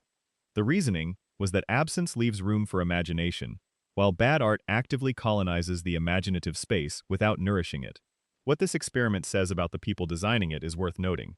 They had thought carefully enough about human psychological needs to know that entertainment matters to community survival, but they had then designed experiments around depriving people of it in different ways, rather than ensuring it was adequate. Vaults 68 and 69 are the entries in the vault system that most clearly reveal the moral vacancy at the heart of the experiment design. Vault 68 was populated with 999 men and 1 woman. Vault 69 was populated with 999 women and 1 man. The Fallout Bible's documentation of Vault 68 includes the observation that you can only imagine the horrors that took place there, and declines to elaborate. The implications are apparent, and they are serious. Both vaults were also genetically unviable from the start. A founding population of that extreme imbalance cannot sustain genetic diversity across even 2 generations, meaning both communities were designed to die out regardless of every other factor. One was anticipated horror. The other was anticipated interest. The different framings of otherwise structurally similar situations tells you something about whose experience mattered to the people doing the imagining. Vault 70 had a problem with its clothing manufacturing equipment. It was designed to fail completely 6 months after sealing. All of it, simultaneously. The vault had abundant supplies of everything else. Just the clothing production was removed. The residents would spend the remainder of their lives in the clothes they had been wearing when they arrived, watching those clothes gradually wear through and deteriorate without any way to replace them. Clothing is identity. Clothing is basic dignity. Watching your clothes fall apart and being unable to repair or replace them is a continuous low-level humiliation that compounds into something psychologically significant over years. It represents a specific category of experiment that Vault Tech ran repeatedly. The subtle cruelty, the small deprivation that accumulates into something deeply damaging without ever producing the kind of dramatic event that would allow the community to identify and respond to what is being done to them. Vault 77 sealed 1 man alone inside a fully stocked vault with 1 crate of puppets. No other residents, no staff, no oversight. In the first months, he maintained something close to normalcy through rigid routine, exercising daily, inventorying the vault's supplies with meticulous care, speaking aloud to himself as a way of preserving his connection to language and thought. He attempted to contact Vault Tech through the communication terminals repeatedly, explicitly acknowledging that he knew he was being observed, asking directly for company, offering to comply with any experiment they wanted to run as long as they sent someone. Vault Tech did not respond. 1 year, 3 months, and 12 days after the vault sealed, he opened the puppet crate. What followed is not exactly a breakdown, because the word breakdown implies something purely negative. He developed a complex social world populated by the puppets, each given a distinct personality and a backstory and a relationship with the others. He staged elaborate scenarios. He built an entire social reality inside his own mind, and populated it with the puppets as cast members. By the time he finally left the vault, years later, the puppet man was a figure who struck those who encountered him as deeply strange and slightly frightening. Raiders had his jumpsuit and treated it as a powerful talisman, afraid of the man who wore it. He moved through the wasteland with his puppets, a person who had been so thoroughly shaped by the vault's designed isolation that his social world remained permanently the world he had built inside it. Vault 77 is the most intimate of the Vault horror stories because it does not require institutional cruelty or deliberate medical harm. It simply takes away from a person the one thing human beings most fundamentally require, and then documents what they build in its place with whatever they have available. The Vault did not need to do anything dramatic to this man. It simply took everyone else away, and he made do. When you survey the complete list of known Vault experiments, from the straightforwardly murderous to the absurdly petty, what emerges is a picture of an institution that had so thoroughly abandoned any ethical framework that it had also, paradoxically, abandoned any coherent research framework. Not all of these experiments were designed to answer questions that made sense. Some of them seem to have been designed simply because the opportunity to do something to a captive population existed, and someone took it. Vault 42's light bulb experiment is the clearest example of this. There is no scientific question of sufficient importance that it requires reducing a vault's light levels to 40 watts and observing what happens over decades. The data generated by this experiment would be, at best, a footnote to what was already known about the relationship between ambient light levels and human well-being. The experiment was not worth running by any reasonable research calculus. It was run anyway, because Vault-Tec had the power to run it, and had created a framework in which running experiments was normal and not running them required justification. This is perhaps the most insidious thing about the Vault system's culture. It normalized experimentation to the point where the question was not whether to conduct an experiment, but what experiment to conduct. The default position was that every vault should have an experiment. The 17 control vaults were exceptions that required justification rather than the norm. In a culture where the question is always what experiment rather than whether experiment, the ethical evaluation of specific proposals tends to atrophy. You stop asking whether it is right to do this thing to people, and start asking how to design the experiment most effectively. The Fallout Bible vaults also reveal the degree to which the experiment designers were interested in social dynamics specifically. The overcrowding of Vault 27, the gender imbalances of Vault 68 and 69, the faction division of Vault 19, the paired entertainment experiments of Vaults 55 and 56. All of these are experiments about how social structures form, adapt, and break down under specific conditions. The researchers behind them were not primarily interested in biology or medicine or weapons development. They were interested in people and how people organize themselves, and what conditions make human social organizations succeed or fail. This interest in social dynamics makes the experiments both more sophisticated and more troubling than pure biological or military research would be. The researchers understood that human beings are fundamentally social creatures whose well-being depends on the quality of their social relationships and institutions. They used this understanding not to support those relationships and institutions, but to study their limits and deliberately push past them. The Vault system was, among other things, the largest social psychology experiment in human history, conducted without any ethical oversight, on populations that had no idea they were subjects. The puppet man of Vault 77 encapsulates something important about what the Vault system ultimately reveals about human resilience and human fragility. One person, alone, for years, with nothing but a crate of puppets, found a way to continue existing. The way he found was not healthy. It was not what anyone would choose. But it was a way, and the fact that he found it and survived it and eventually walked out of the vault into the wasteland, and became a figure in its mythology, feared and strange and recognizable, is its own kind of testament to the tenacity of human consciousness under extreme conditions. Section 7. The Television Vaults. New Revelations and Old Lies.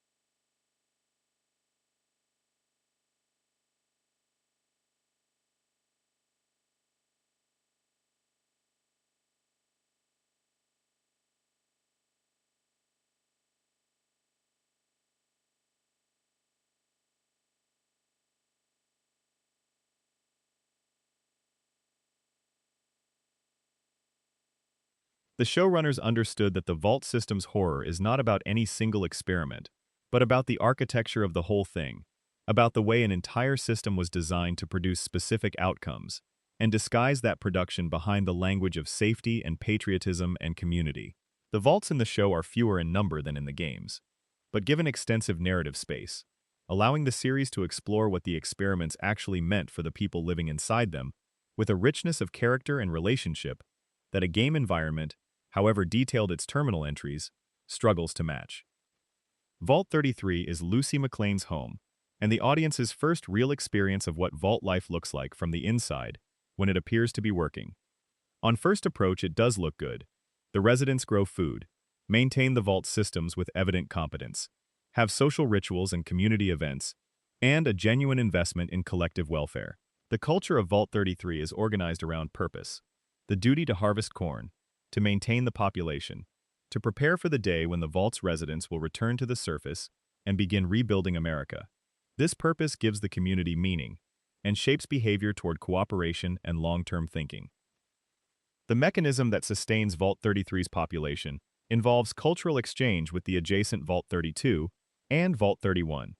Periodically, residents from different vaults marry and transfer, a practice presented as maintaining genetic diversity and preventing insularity. These exchanges are celebrated as cultural events.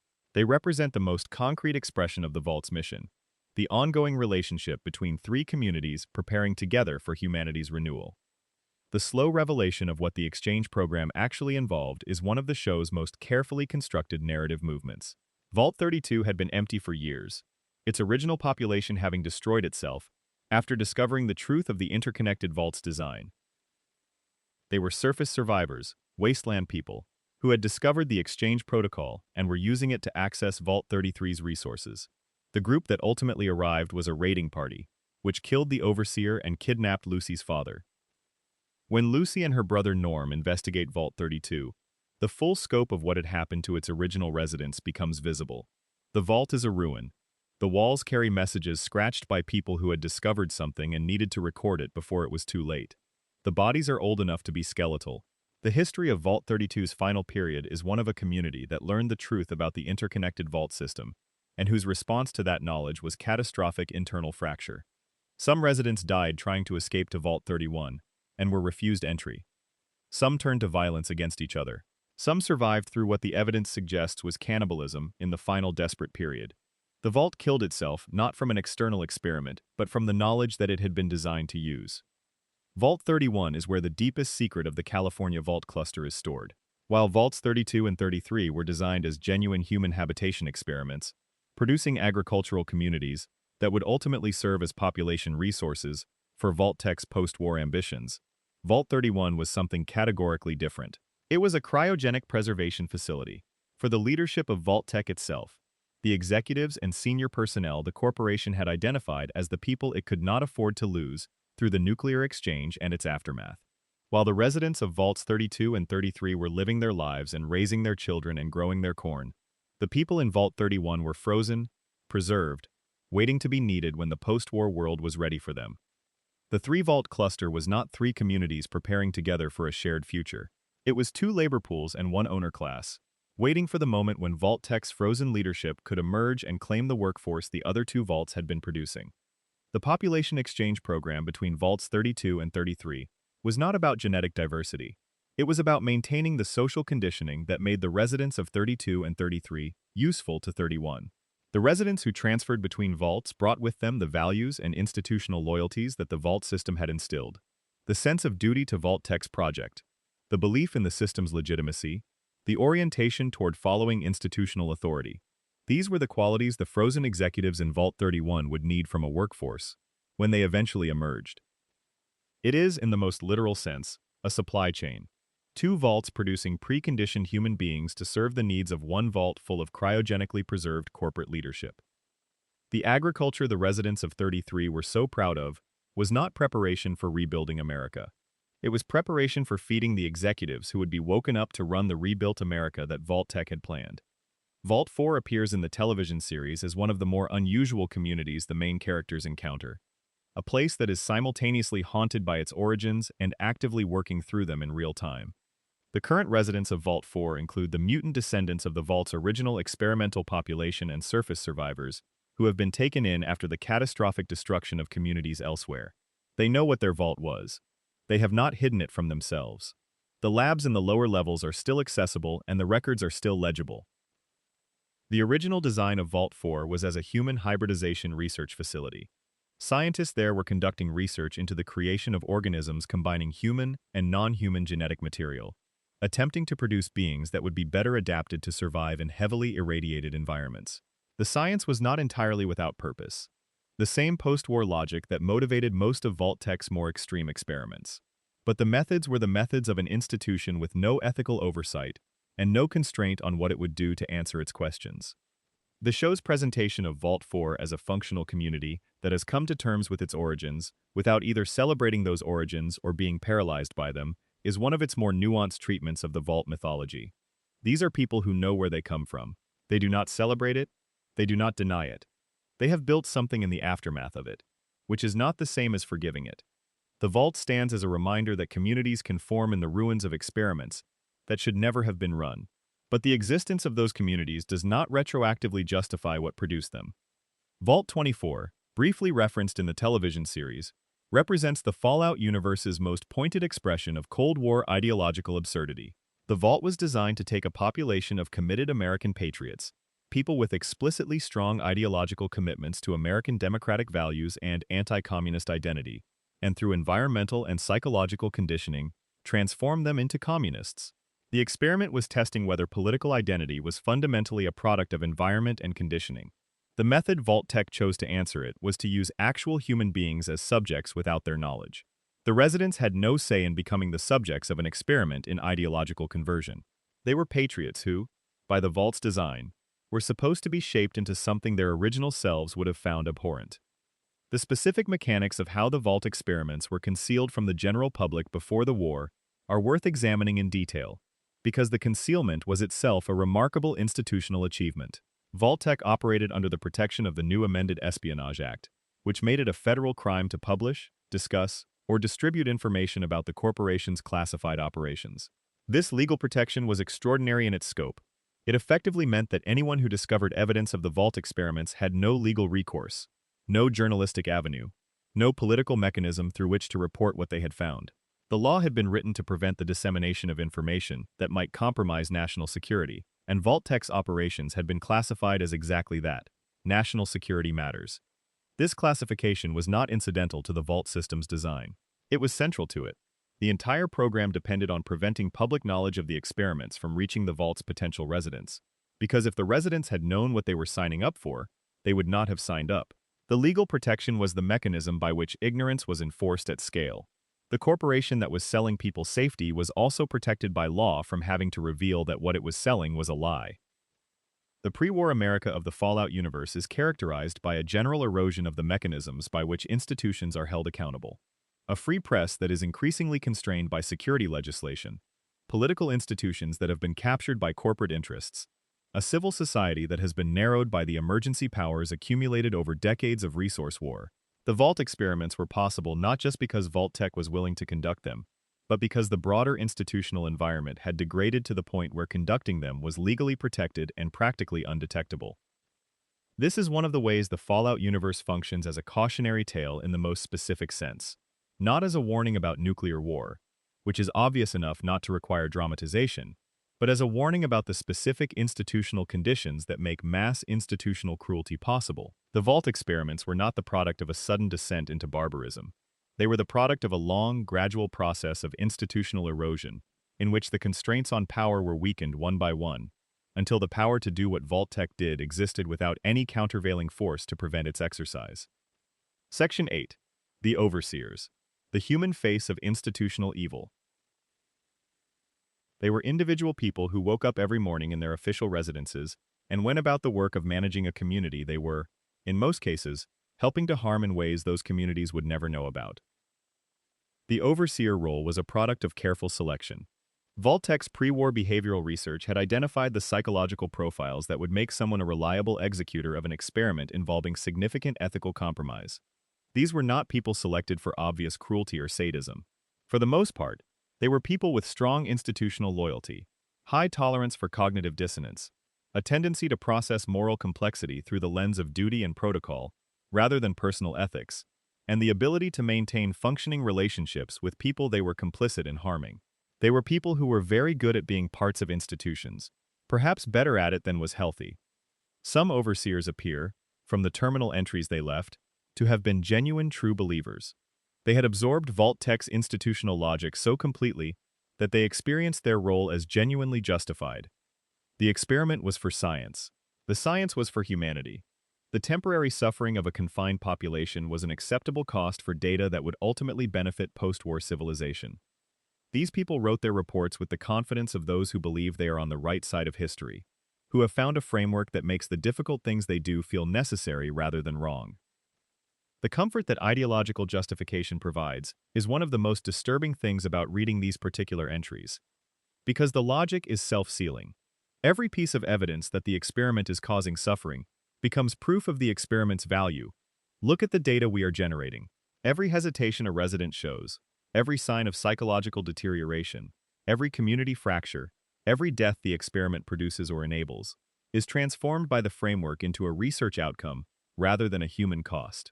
The overseers who thought this way had not become monsters in any dramatic sense. They had found a way of organizing their perception of reality that prevented them from having to encounter what they were doing as monstrous. Others were less ideological and more simply self-protective. They had taken a job, accepted the terms, and found ways to maintain their own functioning over time. Some became progressively colder and more administratively distant, allowing the language of bureaucracy and protocol to insulate them from the reality of what they were authorizing. Some developed intense attachments to specific individual residents, relationships that served as emotional lifelines, ways of feeling like a decent person in some specific domain, while being complicit in systemic harm in the larger one. Some appear to have developed genuine contempt for the residents, a psychological move that allowed them to stop experiencing the harm they caused as harm because it was happening to people they had found ways not to regard as fully equivalent to themselves. A small number tried to resist, and the architecture of resistance is revealing. Dr. Bhaskara in Vault 81 succeeded in her subversion because she had access to the Vault's programming infrastructure at a deep enough level to redirect the experiment, and because the experiment's design happened to have a workaround that did not require doing anything directly harmful to anyone. Most overseers who might have wanted to refuse their experimental parameters had no such access and no such workaround. The Vault system was designed to prevent exactly the kind of refusal that Bhaskara managed. The monitoring systems were watching. The overseer's authority over the Vault was tied to their compliance with Vault-Tech's protocols. The sealed environment meant there was nowhere to go. The overseer of Vault 101, across the multiple generations of people who held that position, provides a longitudinal case study in what the role does to people over time. The early overseer's terminal entries show genuine moral struggle. They are aware of the weight of their responsibility. They acknowledge the difficulty of maintaining the fiction about the outside world. They express concern for specific residents. There is something like care in their writing, underneath the institutional detachment. By the third and fourth generation of overseers, something has changed. The entries are more confident, less self-questioning. The justifications are ready-made rather than actively constructed. The Vault is a system to be maintained. The residents are components of that system. This is not the cruelty of someone who decided to stop caring. It is the cruelty of someone who has been shaped by a role for so long that the role's logic has become their own. The institution has won. The person it needed the overseer to be is what the overseer now is. Dr. Stanislaus Braun of Vault 112 represents the outer limit of the overseer concept, the point at which the experiment becomes personal rather than institutional. The experiment he ran was not designed to answer a question that would benefit anyone beyond himself. He was a person of extraordinary intelligence and no moral constraint who had, in the peculiar circumstances of pre-war America, the resources and the institutional protection to build himself a facility that would give him unlimited power over 85 people for however long he lived. 200 years in a simulation he controlled completely. 200 years in which the residents could not leave, could not permanently die, could not escape into unconsciousness for any significant period, could not resist anything he chose to do to them. And Braun spent those 200 years finding out what it feels like to have everything, in the specific sense of having everything that a particular kind of person wants. Power, novelty, the ability to make things happen and watch the consequences. No one to answer to. The answer to what it feels like is not satisfying. Because Braun is not satisfied. He is bored in the way that people are bored when they have organized their entire existence around a form of stimulation that does not actually nourish them. The simulation's form by the time the lone wanderer arrives is that of a cheerful 1950s American suburb. Braun presents himself as a little girl named Betty. The entire interaction has the quality of something that has been going on far too long and has warped everything inside it. The Zax units that served as overseers in Vaults 29 and 51 raise questions that the human overseers do not.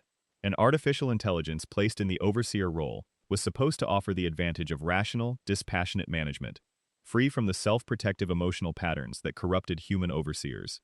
In practice, both Zax units developed their own forms of institutional dysfunction that produced harm, just differently shaped.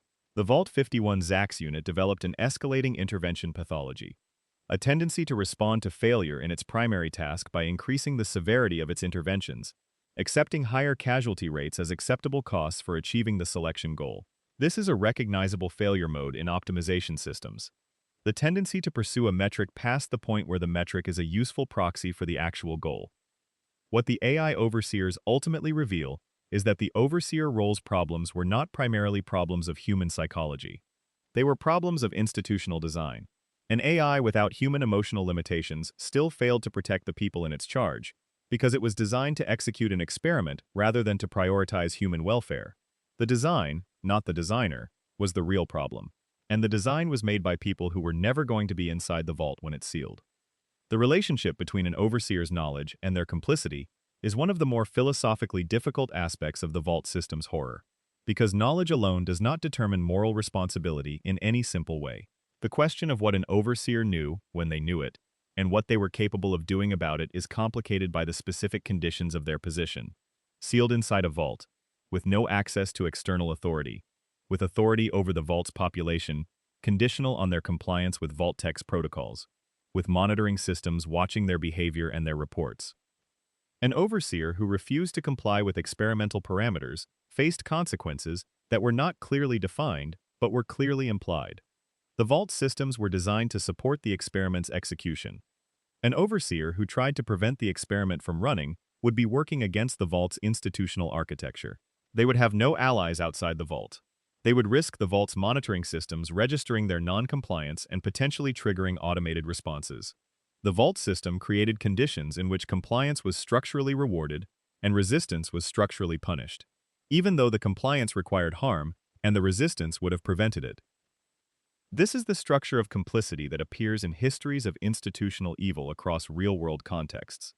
Systems that make the ethical choice the structurally costly one, and the unethical choice the structurally supported one. Individuals within those systems are not simply bad people who chose evil freely. They are people navigating a structure that was designed to make the ethical choice genuinely difficult, while the unethical choice is the path of least resistance. Understanding this structure does not eliminate moral responsibility, but it does change the nature of the moral analysis required to evaluate it. The overseers who found ways to resist, to subvert, to refuse, were people who accepted the structural costs of the ethical choice. Dr. Bhaskara accepted the risk of discovery, and the possibility that her subversion would fail. The women who appear in some vault logs as having documented what was happening to their communities, despite having no power to stop it, accepted the risk of their records being discovered, and their discontent being punished. The residents of Vault 11 who finally refused the sacrifice system accepted the announced consequence of death. These resistances were not free.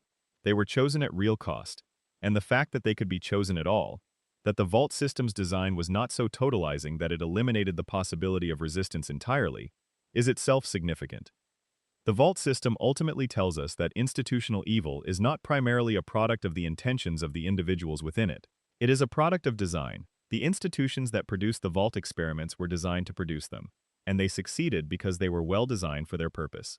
The people inside them, the overseers and the researchers and the monitoring staff, were components of a design that was larger than any of them. Some of those components behaved better than others.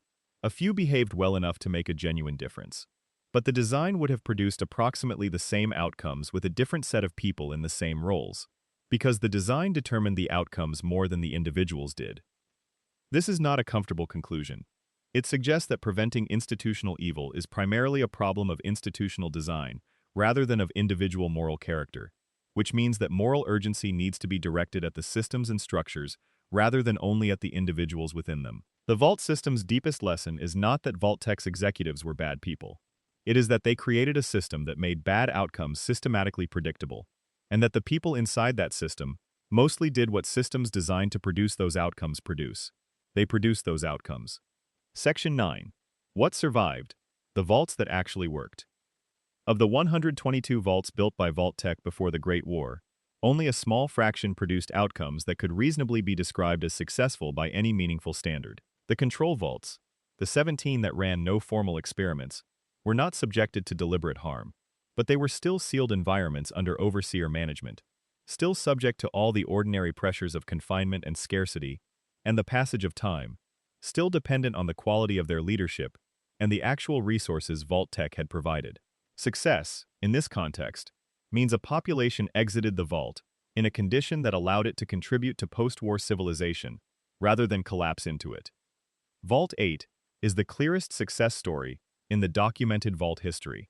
As one of the 17 control vaults, it received no experimental modifications and was provided with adequate resources and a functioning community structure. The Enclave sent the all-clear signal in 2091, just 14 years after the Great War, and the vault's population emerged with access to a Garden of Eden creation kit, along with the technical knowledge and institutional cohesion to use it effectively. But Vault City's success came with a failure that deserves equal attention. The community developed an intensely exclusionary social structure that treated non-Vault City residents as fundamentally inferior. The residents of Vault 8 emerged with their population intact, their technical knowledge preserved, and their institutional structures functioning. They also emerged with an extremely strong sense of their own identity, as Vault dwellers, as people whose origins and technology set them apart from the surrounding population. Over time, this calcified into something troubling, a community whose self-understanding was built on distinction rather than connection. They were the saved. Everyone outside was not. The Vault's success in producing a functional community had, paradoxically, produced a community that could not extend the logic of its own success to anyone who had not shared the experience of the Vault. Vault 15 produced no single success but something more significant in its way: diversity. 4 different communities emerged from Vault 15 when it opened, each carrying different interpretations of what the post-war world required. One of those communities, the residents who settled in Shady Sands under the leadership of Aradesh, built what eventually became the New California Republic. The NCR is, by the time of Fallout New Vegas, the largest functioning democratic government in the Western Wasteland, with a military, an economy, a legal system, and a genuine political culture. Its origins trace directly to people who walked out of Vault 15 and decided to try to build something together. The same Vault also produced the Khans, a raider faction with a long and violent history in the series. The philosophical distance between the founders of the NCR and the founders of the Khans is almost total, yet they came from the same sealed environment. What separated their trajectories was not their origins but the choices made after emergence. The NCR's democratic idealism and the Khans' raider nihilism are competing interpretations of the same Vault experience, and the world of Fallout contains both of those interpretations and everything in between. Vault 21 represents a different kind of success: conditional and partial, but real. The gambling-based society maintained itself for generations, produced a stable community, and eventually integrated into the new Las Vegas that Robert House was building. House filled most of the Vault with concrete, which was not ideal, but Sarah Weintraub runs the hotel that sits on the Vault's remains now, and the people who came out of it are still there, still functioning, still part of something. By Vault standards, that is not nothing. Vault 81 is the success story with the most instructive origin. It works not because Vault-Tech designed it to work, but because one person inside it decided to make it work. Dr. Bhaskara's subversion of the experimental protocol, her redirection of the research program onto animal subjects rather than human ones, is the difference between Vault 81 being another horror story and being one of the few functional communities in the Commonwealth. The Vault that eventually opened and maintained trade with the Commonwealth, the one with a doctor and a school and children who seem more or less okay, exists because one person chose to use what access she had to say no. The success of Vault 81 demonstrates that the Vault system's architecture was not so perfectly constructed that it was impossible to subvert from the inside. There were seams. There were places where one person with the right access and the right knowledge and the right refusal could redirect the machine. Dr. Bhaskara was not the only person in the vault system who had that kind of opportunity. She was, as far as the records show, one of the very few who took it. The question of why more people did not take it, when the opportunity existed, is one the series leaves open. The answer is probably not that the other overseers were uniquely bad people. The answer is probably something about institutional design, about the way the vault system created roles that selected for compliance and made dissent genuinely difficult to execute even when the moral case for dissent was clear. The overseers were not monsters. They were people inside a machine that made monstrous outcomes normal, and most of them made the same choice that people inside institutions usually make. They kept doing their jobs. The few who did not are the ones the wasteland owes something to. Not everything. The communities their refusals protected still carried the vault's shape in some ways, still inherited the patterns that even a non-experimental vault-sealed environment produces in people over time. But they were alive. They were able to make choices. They walked out of the vault as themselves, rather than as the results of what was done to them, and that was worth something.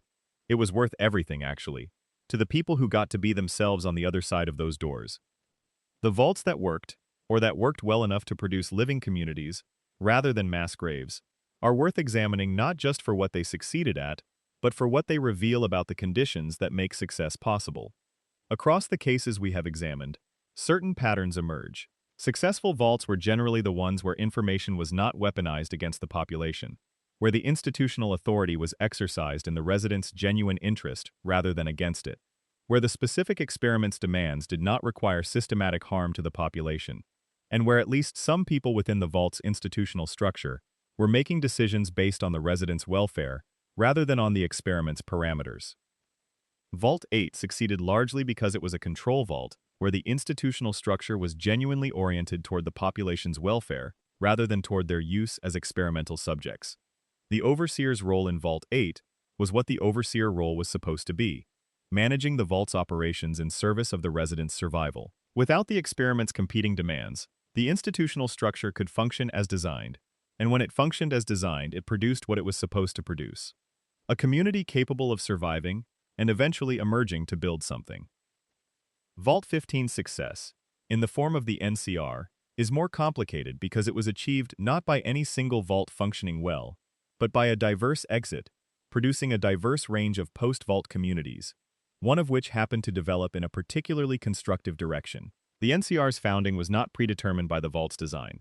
It was the product of specific individuals making specific choices in the immediate post-vault period, choices that were enabled by the vault's provision of basic survival resources, but were not determined by any experimental design. The vault gave the NCR's founders the ability to survive long enough to make their choices. The choices they made were their own. This distinction between what a vault provides and what its residents do with what is provided is one of the more hopeful threads in the vault system's otherwise grim history.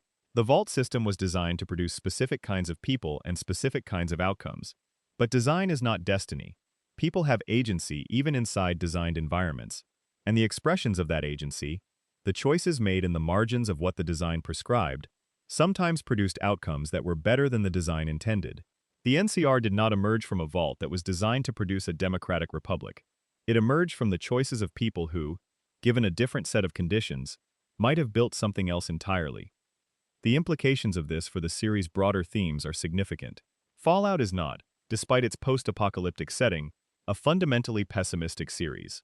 It is a series that documents catastrophic institutional failure with great care and then shows you the people who are building something in the ruins. The vaults designed to produce specific outcomes did produce those outcomes, often, but not always. And the exceptions, the vaults that produced something different from what was designed, the people who refused and the communities that survived, and the institutions that emerged in ways their creators did not anticipate, are present in the series' lore with the same density as the failures. The Fallout universe is haunted by its worst outcomes. It is also populated by its best ones. There is a particular quality to the success of the NCR that the Fallout series treats with admirable complexity, rather than simple celebration. The NCR is not presented as an unambiguous good. It is presented as the best available approximation of a good, in a world where the conditions for the best outcomes are not fully present. The NCR has a military that sometimes behaves badly. It has a bureaucracy that sometimes serves institutional interests rather than citizen interests. It has a democratic political culture that is genuine but imperfect, that produces the compromises and corruptions that democratic political cultures always produce. It is, in other words, a real institution rather than an ideal one, and the Fallout series respects it enough to show it as such. This complexity is itself an inheritance from the Vault system. The people who built the NCR knew, from their foundational experience in Vault 15, that institutions can be designed to exploit rather than to protect. They built their institution with that knowledge informing their choices, and the result is an institution that is better than Vault-Tec was precisely because its founders knew what Vault-Tec had been. But knowing is not the same as being able to fully implement the knowledge, and the NCR shows the marks of its founders' limitations as clearly as their aspirations. No institution ever fully escapes the conditions of its founding. Section 10. The Legacy of the Vaults. 200 Years of Consequences. The cheerful propaganda. The Vault Boy mascot with his thumbs up and his perpetual grin. The advertisements promising safety and community and a new beginning underground. All of it was a face placed over the true structure, which was an institutional system designed to use human beings as experimental material, without their consent, and to gather the resulting data for purposes that had nothing to do with the welfare of the people being studied. The legacy of the vaults is not only visible in the ruins of the facilities themselves, it is visible in the wasteland, in the communities and cultures and creatures and catastrophes that trace directly back to what the vaults did. The vault experiments did not stay inside when the doors opened. They came out with the survivors and with the things the vaults created. And they are still running through the world of the Fallout universe like fault lines laid in the bedrock before anyone alive today was born. The super mutants of the Capital Wasteland are the most direct and most visible manifestation of a vault experiment's continued effects. Every super mutant in the ruins of Washington traces their origin back to Vault 87, to the FEV exposure that Vault-Tec authorized and executed on an unwitting population. The mutants who raid the wasteland, who kidnap survivors and drag them back to be transformed, who compete with human communities for territory and resources, are all the product of a single pre-war decision. The researchers who made that decision are long dead. The consequences of it are still walking around in the ruins of the national capital, still replicating the process that created them, still expanding the population of transformed people that the Vault experiment set into motion. The fungal infection from Vault 22 extended far beyond the Vault's boundaries after containment failed. The specific strain of bovirusin that devastated the Vault's resident scientists has been present in the Mojave's underground and cave systems for decades, creating the spore plants and plant-controlled organisms that players encounter throughout the region. The research that was supposed to help post-war communities grow food underground became instead an ecological contaminant, affecting a region larger than the Vault ever was. Every spore plant the courier kills on the surface is a descendant of research that was supposed to help people. The boomers at Nellis Air Force Base are a community entirely defined by the Vault that produced them. Their gun culture, their isolationism, their treatment of outsiders, their conviction that the appropriate response to the unexpected is overwhelming firepower. Every element of the boomers' social identity traces directly to Vault 34 and the culture that Vault's design produced. They did not develop these characteristics through their experiences in the wasteland. They brought them out of the Vault. Their identity is a Vault experiment's outcome, given a community form, and maintained across generations, without any of those generations knowing the full story of how that identity was manufactured. The New California Republic's democratic idealism is also, in the deepest sense, a Vault experiment's outcome. The people who founded Shady Sands carried out of Vault 15 a set of values and capabilities the Vault had shaped. A commitment to collective decision-making, a capacity for institutional organization, a belief that resources should be distributed according to some principle of fairness. These values did not arise independently from the wasteland experience. They were the product of a community that had formed underground and developed institutional habits in that context. The NCR is what happens when a Vault experiment produces resilient, cooperative people who then carry that cooperation out into the world and build something with it. Even the Institute in Fallout 4 carries the genetic trace of the Vault system's ideology. The Institute's obsession with human genetic purity, its program of replacing surface humans with synthetic duplicates, its deep contempt for what it calls surface people, its conviction that the population outside its walls is contaminated and degraded. All of this extends the same logic that produced Vault 75's eugenics program and Vault 87's FEV research. The project of categorizing some humans as suitable material and others as not continued through the Institute's work long after Vault-Tech's facilities were ruins. The ghoul communities of the wasteland trace their origin, in a direct and documented sense, to Vault 12. The deliberately defective blast door that allowed massive radiation exposure to the vault's residents was not an accident. It was a choice, made by someone with authority to make it, designed to study what exposure to that level of radiation did to a human population. The people who survived that exposure became ghouls. Extended lifespan, severe physical change, eventual cognitive deterioration for many. The ghoul population of the wasteland is the long-term consequence of a deliberate decision to expose a vault's residents to lethal radiation, then stand back and document what survived. The political history of the Western Wasteland, the entire complex story of the NCR, the various Raider factions, the Boomers, the ghoul communities, the super mutant populations, Vault City, and countless smaller communities and cultures, cannot be understood without understanding the vault system that generated the populations that built all of it. The Wasteland's political geography is the fossil record of the vault experiments. Every community that traces back to a vault opening carries the shape of that vault's design forward into the world. This is what makes the vault system the central horror of the Fallout universe rather than a peripheral feature. The bombs ended the old world. The vaults shaped the new one. Every experiment that ran inside a sealed facility sent its results out into the wasteland, when the doors opened, or when the survivors escaped, or when the things the experiments had created found their way to the surface. The wasteland that players explore 200 years after the Great War is not a blank slate on which the survivors are writing something new. It is a document, being written over a foundation that was laid before the bombs ever fell, by people who had decided that some lives were data, and that data was more valuable than the lives it came from. When you walk through a vault in any of the Fallout games, you are walking through an argument. Not about nuclear war or the survivability of human civilization in the aftermath of one. About something more fundamental and more applicable. About what happens when institutions that people trust decide to treat the people who trust them as resources. About the specific shape of the betrayal that comes not from obvious enemies, but from the structures that were supposed to be on your side. About the 200 years of consequences that flow from a decision that takes a few seconds to make, and a few signatures to authorize. The vaults were never really about what they said they were about. They were always about who decided who was worth saving, and what they intended to do with the people who were not. And that is the dark center of the entire Fallout universe, waiting to be found in every terminal, every holotape, every bone on every vault floor. Not the radiation, not the monsters, not the collapsed civilization. The decision, made quietly, legally, before anyone walked through the door. The secrets that were never supposed to be found. The people who were never supposed to matter. The experiments that were never supposed to end.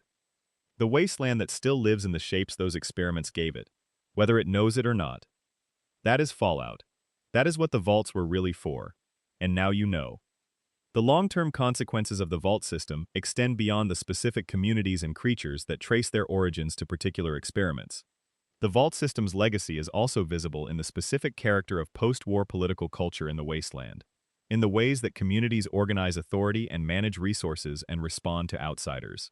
The vaults produced not just specific people, but specific modes of being that persist in the wasteland 2 centuries after the experiments ended. The most consistent pattern across post-vault communities is a particular relationship to institutional authority, a combination of deep institutional loyalty within the community and deep suspicion of institutions outside it. This makes a specific kind of psychological sense. The vault experience was, for most communities, an experience of being shaped and controlled by an institution that they were eventually forced to distrust. The communities that emerged from this experience often developed strong internal solidarity and strong defensive boundaries against external institutional claims. The Boomers are an extreme version of this pattern, but versions of it appear in the NCR's complicated relationship with its own growing bureaucracy, in Vault City's exclusionary governance, in the Brotherhood of Steel's extreme institutional insularity. The Wasteland's political culture is also marked by a specific relationship to information and truth. The Vault system was built on information control. The overseers controlled what residents knew about the outside world, about the Vault's true purpose, about the nature of their situation. Communities that emerged from this experience often developed either a strong commitment to radical transparency, as a reaction against the information control they had experienced, or a reproduction of the same information control patterns within their own institutions, having internalized the model of governance they had experienced, even as they rejected the specific institution that used it on them. The political history of the new California Republic is, in some respects, the history of a community trying to navigate between these two impulses. The impulse toward radical transparency, which comes from knowing what information control can do, and the impulse to reproduce familiar governance patterns, which comes from having been shaped by those patterns in the vault. The NCR's tensions between its democratic ideals and its actual governance practices, the gap between what it says it is and what it sometimes does, are not incidental to its nature. They are the traces of its vault origins. The vault system's deepest and most lasting legacy may be the specific way it shaped the wasteland's relationship to hope. The vaults promised safety and delivered experimentation. They promised community and delivered isolation. They promised a future and delivered a managed catastrophe. This fundamental betrayal of hope, repeated across 105 experimental facilities, produced a post-war culture that has complicated feelings about institutional promises. The wasteland is full of people who want to build something better, who believe in the possibility of a better world, who pour extraordinary energy and creativity into the project of post-war reconstruction. It is also full of people who have learned, from experience or from the stories of people who had the experience, that institutions that promise to save you often have different plans. The Great Fallout series question is not whether the old world can be rebuilt. It is whether, in rebuilding it, the new world will reproduce the specific failures that destroyed the old one. The vault system is the clearest possible documentation of what those failures looked like. The decision to treat some people as means rather than ends, the use of institutional power to extract value from human beings who trusted that power to protect them, the systematic subordination of individual welfare to institutional goals that the individuals being consumed never consented to serve. Whether the communities building in the wasteland can avoid reproducing this pattern is the question that runs under every Fallout game, and the Vault lore is its most vivid and specific articulation. Section 11. Vault Tech's Design Philosophy. The Architecture of a Lie. Understanding how the Vault system was designed requires stepping back from the individual experiments and looking at the structure as a whole. Because each vault was not just an isolated project. Each vault was a node in a network, and the network was designed with as much care as any individual experiment within it. The architecture of the lie is as important as the lie itself.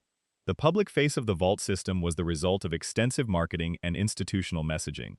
Vault-Tec ran door-to-door sales campaigns, produced promotional materials, advertised on radio and in newspapers, ran sponsored segments on television, placed their mascot on everything from lunchboxes to bobbleheads. The Vault Boy, eternally smiling and giving a thumbs up, is one of the Fallout universe's most iconic images precisely because of the dissonance between what he represents and what the Vaults actually were. He is the face of an institution that was selling people into experimentation and doing so with extraordinary effectiveness. The marketing worked because it addressed a real fear with a real-sounding solution. People in the pre-war world genuinely were afraid of nuclear war. That fear was not irrational. The war that everyone dreaded was coming. The nuclear exchange that everyone feared was real. And into that genuine, well-founded fear, Vault-Tec introduced the Vault as the answer. The place you could go. The place that would protect you. The place your family would be safe. The fear was real. The solution was false. But the false solution was indistinguishable from the real one until the doors sealed behind you, and by then it was too late to matter. The selection process for Vault populations was another layer of the architecture. In most cases, Vault residents bought their spots on the market, which meant the demographics of each Vault's population were partly a function of who could afford them. This had implications for the experiments that were run. A Vault populated by wealthy upper-class residents produced different experimental subjects than a Vault populated by working-class families, and Vault-Tec designed specific experiments for specific demographic groups. Vault 114's wealthy elite were selected for a specific kind of deprivation study. Vault 75's families were selected partly because they had children at the target school. Vault 92's musicians were recruited specifically for their professional profiles. The overseers were selected with equal care through a pre-war process that involved psychological screening, background investigation, and in some cases, years of preparation before the war ever happened. They were identified, cultivated, and positioned well in advance. Some of them had been working for Vault-Tec openly for years before the war. Others were placed in positions of social trust as community leaders or professionals, specifically because their profiles indicated they would make reliable overseers when the time came. The entire vault system, in other words, was populated not just by the people who bought their spots, but by the people who had been placed inside it deliberately, years before the bombs fell. The monitoring and data collection infrastructure was perhaps the most revealing component of the vault system's true design. A genuine shelter program does not need cameras in every residential area. A genuine shelter program does not need behavioral monitoring systems embedded in the sleeping quarters and common areas of the facility. A genuine shelter program does not need real-time data transmission capability sending information to a remote observation station. The vault system had all of these things, and their presence was concealed from the residents who were subject to them, because the residents who were subject to them would have understood immediately what those systems were for. The transmissions that the vault sent to Vault-Tec's monitoring centers constitute, in aggregate, one of the most comprehensive records of human behavior under extreme conditions ever assembled. The data on what people do when confined, what they do when resources are scarce, what they do when authority breaks down, what they do when they are given more weapons than they need, what they do when they are systematically drugged or manipulated or deprived, what they do when they are told their survival requires harming someone else. All of this was collected, archived, and transmitted to people who were never going to be inside a vault themselves. People who sat in monitoring stations and observed the consequences of decisions they had made for other people, while those other people experienced those consequences in sealed environments from which there was no escape. The Enclave's use of this data is documented in fragments across the series. The information gathered from the Vault experiments was intended to inform the Enclave's post-war plans, whatever those plans ultimately looked like. The irony is that the Enclave's own survival apparatus failed in ways that the Vault data might have predicted, because the problems the Vaults documented, the ways that institutional authority degrades, the ways that isolated communities under stress fracture along specific lines, applied equally to the Enclave's own facilities. The people who designed the experiments did not consider themselves subject to the same forces they were studying. They were wrong. It exists in the game's lore as a presence, a weight, the knowledge that everything that happened in those vaults was being watched and recorded by someone who thought it was data rather than experience. The people inside were never just people to the designers. They were subjects, and the distance between a person and a subject is, it turns out, exactly the distance that makes institutional evil possible. The Vault system also reveals something important about how power structures maintain themselves through the management of information and narrative. The overseers of the sealed vaults were not just authority figures in the ordinary sense. They were the sole source of information about reality for the residents in their care. They controlled not just access to physical space and resources, but access to truth, to knowledge about the world outside, about the nature of the vault itself, about the history of what had happened, and what was happening. This informational monopoly was the foundation of every other form of control the overseer exercised. You cannot challenge an authority that controls all information about the world, because any challenge must be made using information, and any information that challenges the official narrative can be dismissed as misinformation by the authority that controls the information environment. The residents of Vault 101 could not challenge the overseer's claim that the outside world was uninhabitable because they had no independent access to evidence about the outside world. The overseer's claim was effectively unfalsifiable within the Vault's informational structure. The Vault system was, in this respect, a laboratory for studying the dynamics of total informational control in human communities. People notice inconsistencies in the official narrative. People develop hypotheses about what might be wrong with what they are being told, even when they cannot prove those hypotheses. The informational monopoly was never complete, but it was sufficiently complete to prevent organized resistance most of the time. The Vault experiments document, in detail, exactly how much informational control is required to maintain institutional power over a captive population, and exactly where the limits of that control appear. What the Vaults ultimately failed to control was time. Over decades and eventually centuries, the evidence of the Vault experiments accumulated. The terminals filled with records that were never fully purged. The physical evidence of what had happened to residents could not be entirely concealed from people who were living in the same spaces where it happened. The institutional memory of what the Vault had done, carried in the minds of survivors and eventually documented in holotapes and journals and scratched messages on walls, outlasted the institutions that had tried to suppress it. The secrets that were never supposed to be found were found, because time and human curiosity, and the irreducible human need to understand what happened to them, are more powerful than institutional efforts to prevent that understanding. The vault system's design philosophy also reveals something important about the relationship between secrecy and power. Every element of the vault experiments depended on the residents not knowing what was being done to them. The moment they knew, the experiment's conditions changed. A population that knows it is being drugged can organize resistance to the drugging. A population that knows the sacrifice system is a test can refuse it and claim its commendation without paying the 16-year cost that Vault 11's residents paid. A population that knows the overseer is following an experiment protocol rather than acting in their genuine interest can question and challenge that authority in ways that compliance forecloses. This is why the vault system required such extensive legal protection. It was not just that the experiments would have been politically controversial if known. It was that knowledge of the experiment's existence would have made it impossible to run them. The experimental conditions required ignorance. The ignorance required enforcement.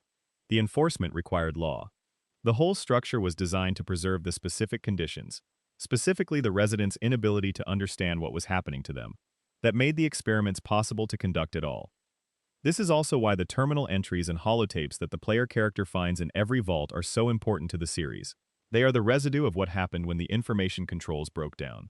When a resident figured out something they were not supposed to know and wrote it down. When an overseer's conscience or pragmatism prompted documentation of what was really happening. When the people inside found ways to record the truth that the institution had tried to prevent from being recorded.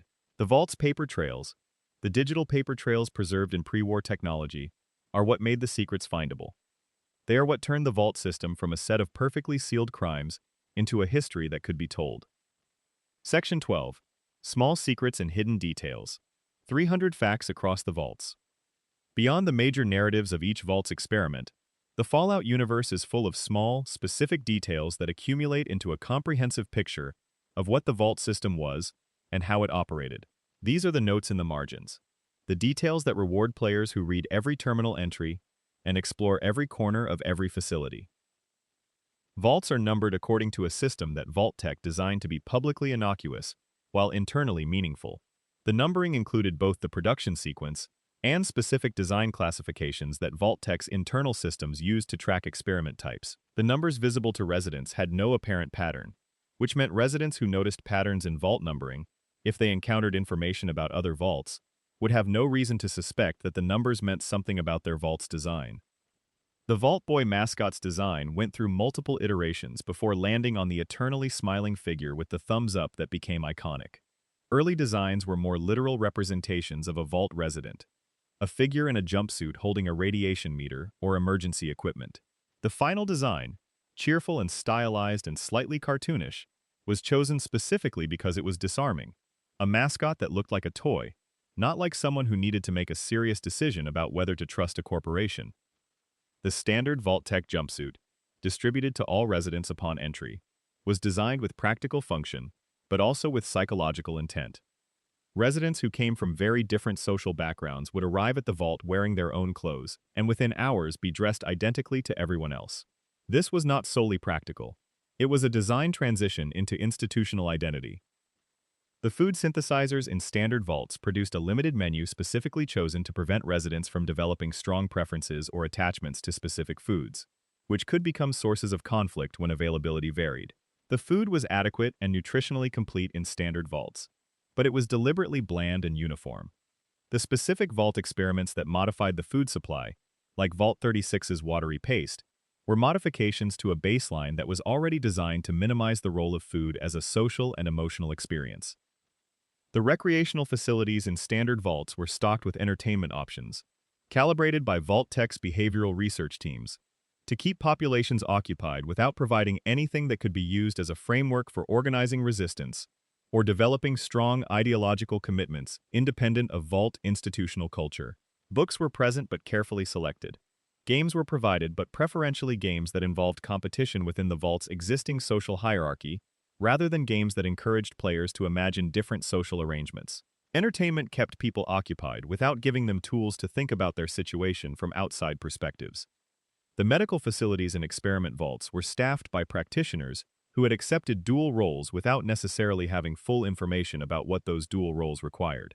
Medical staff in most vaults were told they were there to provide standard healthcare to the vault's population and to collect health data as part of routine research. They were not always told that the health data they were collecting was specifically being used to monitor the effects of deliberate experimental conditions on the population. Some medical staff realized this over time and found ways to document their concerns in their personal logs. Those logs are among the more painful documents in the vault's archives, recording the specific moment when a person who had chosen a healing profession understood what they were actually participating in. The communication systems in the vaults were capable of both internal broadcasting and external transmission, but access to external communication was tightly controlled. The Overseer's terminal had the ability to send and receive transmissions from Vault Tech monitoring stations. Standard residents had no access to external communications, and were generally told that external communication was impossible due to radiation or equipment damage. The reality was that the ability to receive external information was reserved for the Overseer, who could then control what the population was told about conditions outside. Some overseers used this access to stay informed about the state of the wasteland and chose not to share relevant information with their populations. Others appear to have genuinely stopped checking, either from a lack of curiosity or from a psychological need to avoid information that would complicate their management of the vault's fiction. The vault educational systems were designed to produce populations with specific skills relevant to vault maintenance and eventual surface recolonization.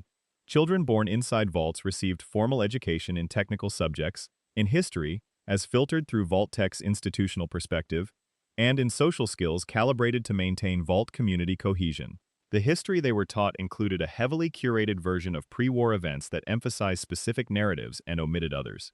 The social skills curriculum was designed to produce cooperative, compliant residents who deferred to institutional authority and managed conflict through approved channels. The fact that some vault populations eventually produced figures who challenged institutional authority, who led revolts or discovered the truth of their experiments, or found ways to resist what was being done to them, is testimony to the limitations of even the most comprehensive behavioral design. Human beings are not infinitely malleable. The vault system designed environments to produce specific kinds of people, and it succeeded in many cases, but it never succeeded perfectly. There were always exceptions. There were always the people who asked one question too many, who noticed one inconsistency the system had not accounted for, who found one way to communicate something outside the approved channels. The vault experiments are, in some sense, a study in the limits of total institutional control, as much as they are a study in its potential. The terminals and holotapes that players collect across the vault interiors of every Fallout game are not just atmospheric details or lore flavor. They are, collectively, the residue of lives that were lived and ended inside these facilities. Someone wrote each of those entries. Someone recorded each of those messages. Someone lived in the space that the player character is now moving through, and the things they wrote and recorded while they lived there are the only evidence they ever existed. The vault system was designed to erase people, to consume them as experimental subjects, and discard the human beings they were. The terminal entries and the holotapes are the ways those people refused, in some small part, to be entirely erased. That is why exploring a vault in Fallout feels the way it does. It is not just dungeon crawling in a post-apocalyptic setting. It is archaeology. It is bearing witness to what was done, in the specific way that bearing witness is possible when the people you are witnessing for are 200 years dead, and the institution that harmed them is also gone, reduced to rubble and rust, and the occasional still-functioning machine that does not know the war it was built for is over. The player character walks through these spaces carrying the accumulated weight of everything they have read and heard, and that weight is the point. The weight is what the game is trying to give you. The weight is the truth of what the vault system was. 300 secrets. 300 entries in a record that Vault Tech never intended anyone outside its monitoring stations to read. 300 moments when the architecture of the lie showed through and revealed the structure underneath it. The vaults were never going to be able to hide all of it forever. Some of it was always going to survive, in the terminals and the holotapes and the bones and the communities shaped by what happened underground. Some of it was always going to be found. You found it, and now you know. The Vault uniforms carried another layer of meaning beyond their practical function. Vault Tech's color scheme, the blue and yellow that appears on every jumpsuit and every piece of promotional material, was chosen by marketing consultants for its associations with safety and institutional trustworthiness. Blue communicates calm authority. Yellow communicates warmth and approachability. Together they produced a color identity that read as both reliable and friendly, the visual language of an institution that wanted to be trusted. Wearing those colors every day in the sealed environment of a vault was itself a form of ongoing conditioning.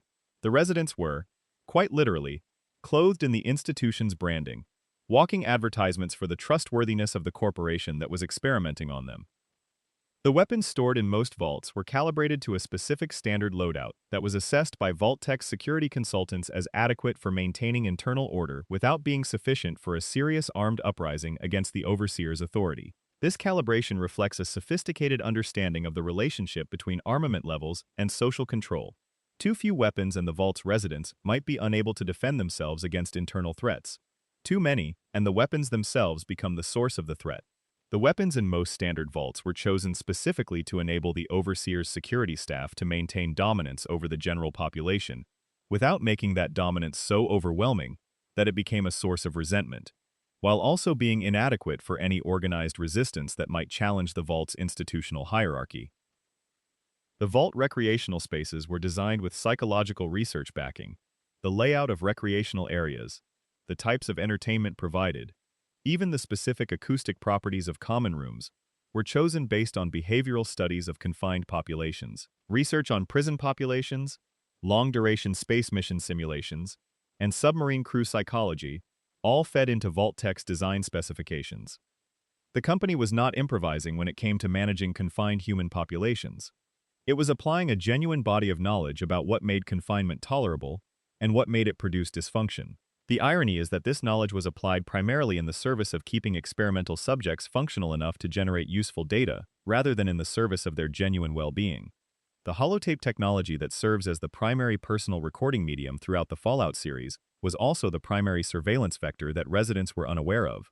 While residents recorded personal messages and diary entries on holotapes they believed were private, the Vault's monitoring systems had the ability to copy and transmit holotape recordings to the Overseer's terminal, and from there to Vault-Tec's monitoring stations.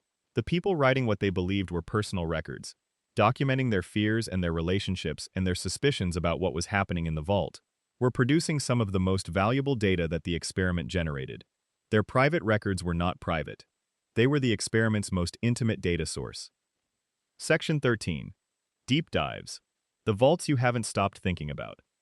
Every player has a vault that stays with them, the one they walked through and could not quite shake. Sometimes it is Vault 108, and the way every corner delivered another Gary, screaming that single syllable. Sometimes it is Vault 11, and the weight of the audio logs in the terminal room where the 5 survivors made their final decision.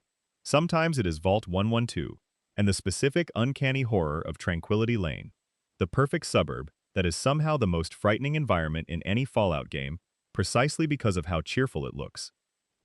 This section is a deeper look at some of the vault details that get talked about less than the big narrative moments, but that repay close attention.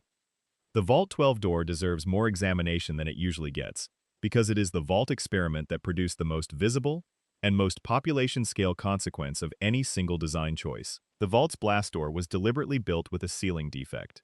It would not close fully, leaving a gap through which radiation would seep during a nuclear event. The people who entered Vault 12 in Bakersfield, California, when the bombs fell, were exposed to massive doses of radiation over the days and weeks following the Great War. Most of them died. The ones who survived were transformed. The radiation damaged their cells in ways that were not uniformly lethal, but were uniformly transformative. They became ghouls. The founding population of Necropolis, the ghoul city that players encounter in the original Fallout, were the survivors of Vault 12's deliberate exposure.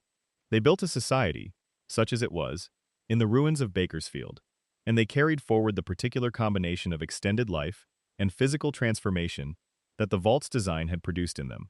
When Necropolis falls by the time of Fallout 1, it is not falling because of anything the ghouls did wrong. It is falling because their city sits in the path of a super mutant army, which is itself a consequence of another Vault experiment, and because the resources of the wasteland are contested in ways that consistently disadvantage communities without military capability. The ghoul population of the wasteland in later games, the individuals and communities scattered across the capital wasteland and the Commonwealth and the Mojave, are the descendants, directly or in kind, of people who entered a vault trusting it would protect them, and were instead used to study what radiation did to human beings.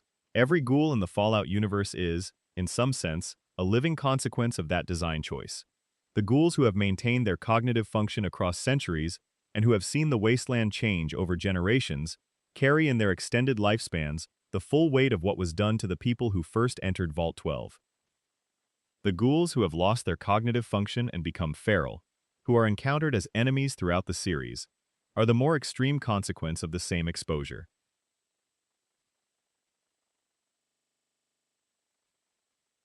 The radiation that transformed the original vault dwellers continues to affect them over decades and centuries as their biology slowly degrades. The feral ghoul is not a different kind of being from the intelligent ghoul. It is an intelligent ghoul who has lived long enough, under continued radiation exposure, to lose the coherent selfhood that radiation initially left intact. Every feral ghoul was once a person who could think, who had a name and a history, and relationships, and a sense of who they were. The feralization is a slow consumption of what remained of the person by the same biological process that initially preserved them. Vault 101's relationship to the broader capital wasteland is worth examining because of how deeply the vault shaped the immediate region outside it. The area around Vault 101, Springvale, and the road leading toward Megaton is where the player character spends their first hours in the open wasteland at the beginning of Fallout 3. The local ecology of that area reflects, in ways that are easy to miss, the Vault's century-long sealed history, a community that has existed in proximity to the Vault for generations without having any contact with it, that knows the Vault is there but cannot access it, that has built its own culture around the fact of the Vault's presence as a sealed mystery. The people of Megaton, which was built partly by scavengers working in the ruins of the former Springvale area, carry no direct inheritance from the Vault. They are not descended from Vault dwellers.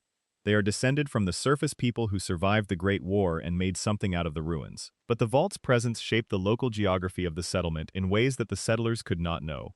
The radiation patterns around the Vault's entrance, the available scavenging territory that the Vault's construction cleared, the particular history of the road that leads toward DC. The Vault did not exist in isolation even when it was sealed. It existed in a landscape that it helped to shape, and the landscape shaped the communities that formed around it. The psychology of Vault 101's residents on the day the lone wanderer's father leaves is one of the more carefully studied elements of the game's opening act. The Vault's community response to the breach of the doors is not uniform. Some residents are primarily angry, some are primarily frightened, some appear to experience something closer to vertigo, a sudden destabilization of everything they believed about their situation. The Overseer's response, which is to lock down the Vault and treat the breach as a security emergency, reflects the specific kind of authoritarian response that emerges when an institution's foundational fiction is challenged, not engagement with the challenge but suppression of it. The long-term survivors of Vault 101, the ones who are still alive when the lone wanderer returns in the Broken Steel or the Trouble on the Homefront quest lines, have been changed by the experience of the Vault doors opening. Some have processed it in ways that are almost liberating. The world outside, however harsh, is real. And the Vault's claim to be the only viable option was always the institution's claim, rather than the truth. Others have processed it in ways that are more defensive. The Vault's narrative was shattered, and what was left in its place was too frightening to accept, so they attempted to rebuild some version of the old certainty. The Overseer of Vault 101. By the end of the game's events, the man who had the lone wanderer's father removed from the Vault is not a simple villain even though he performs a villainous function. He is a person who had accepted the Vault's foundational fiction completely, and who, when that fiction was challenged, had no psychological resources available to cope with the challenge that did not involve defending the fiction. He could not update his worldview in the face of the evidence that the Vault's purpose had been a lie, and its authority had been a performance of legitimacy, rather than the thing itself. Because updating would require dismantling the entire framework within which he had organized his sense of who he was and what he had done with his life. He doubled down instead. The doubling down killed people. The Vault's foundational fiction, when finally forced to a confrontation, revealed itself to be a structure built to maintain the Overseer's authority, rather than to protect the residents' lives. Vault 87's connection to Little Lamplight is one of the more poignant geographic ironies in Fallout 3. The cave system that connects the Vault to the surface has become home to a community of children who have organized themselves into an independent settlement, Little Lamplight, where children live alone and where anyone who reaches adulthood is expelled, carrying forward in their own social structures the logic of a Vault that categorized human beings by characteristics that rendered some valuable and others disposable. The children of Little Lamplight do not know about Vault 87. They know the caves lead somewhere they are not allowed to go, somewhere dangerous. They do not know that the danger was manufactured, that the things in the Vault's lower levels were made from people, that the cave system they are living in exists in a kind of geographic relationship with one of the worst human experiments in the series. The vault's shadow falls over the children's community, without the children being able to see it, which is a small-scale version of the way the vault system's legacy falls over the entire wasteland, shaping what is without the shaped being able to see the shaper. The lone wanderer's path through Vault 87 requires going through little lamplight, which means that to reach the vault's source of super mutants and FEV, the player has to first pass through a community of children who have organized an extraordinary act of survival in the cave system just above it. The structural proximity of the most hopeful community in the capital wasteland and the most horrific vault in the series is not an accident of geography. It is the Fallout universe making one of its characteristic observations about the relationship between the best and worst of human possibility. They are closer together than we usually think, often literally adjacent, often separated by nothing more than a locked door and the knowledge of what is on the other side. The vaults are not really about nuclear war. They are about the specific kind of civilization that built itself up to nuclear war. The civilization that produced both the bombs and the vaults. The civilization that dressed institutional cruelty in the language of patriotism and science and promised people safety while planning their use. They are about what happens when that civilization's promises are tested and found to be lies, and about the extraordinary human capacity to keep going anyway, to build something in the ruins, to carry forward whatever survived the betrayal into a future that the betrayers did not intend to leave open. 300 vault secrets. 300 entries in a record that was never supposed to be found, and all of them pointing to the same center, the same decision, the same choice about who matters and who can be used, and what institutions owe the people who trust them. The wasteland is what happened when those decisions played out to their conclusions. The communities you see in the Fallout games, the ones built in the ruins, and the ones built in the dark, and the ones that should not have survived but did, are the answer that the people inside those vaults gave to the question the vault system asked of them. The question was whether they were subjects or people. The answer, over and over, in vault after vault, across 200 years, was people. The moment in Vault 112 when the player character first realizes what Tranquility Lane actually is, deserves more attention than it usually gets in discussions of the vault's horror. The simulation presents as a cheerful 1950s suburb, white picket fences, green lawns, children playing, the ambient sound of a perfect summer afternoon. The people the player character encounters move through the simulation with the slightly uncanny quality of people who have been in the same environment for a very long time and have adapted to it in ways that are no longer fully healthy. The woman who presents herself as Betty, the little girl at the center of the simulation who assigns the player character various disturbing tasks, speaks with a calm that is more frightening than hysteria would be. The genius of the Vault 112 sequence is that it makes the player complicit before they understand what they are complicit in. You do the tasks Betty assigns because that is how you get what you came for. The tasks are disturbing in escalating degrees. And when you finally understand who Betty is and what has been happening in this simulation for 200 years, the question of your own complicity in the tasks you have already completed sits with you in a way that more straightforwardly, external horror does not. The game is asking you to notice your own capacity to do harmful things in the service of a goal, which is exactly what it is asking you to notice about the overseers in every other vault. The relationship between the player character and the vault system is one of the more interesting structural elements of the series taken as a whole. In Fallout 3, you are a vault dweller who leaves the vault. In Fallout New Vegas, you are a courier who has no vault connection, but who keeps encountering the consequences of vaults everywhere you go. In Fallout 4, you are a pre-war survivor who enters a vault and experiences the immediate aftermath of the Great War from inside before being frozen. In Fallout 76, you are one of the vault's designated rebuilders, walking out on Reclamation Day to face the raw young wasteland. Each game positions you differently in relation to the vault system, and the differences shape what aspects of the system you encounter and how personally you experience their weight.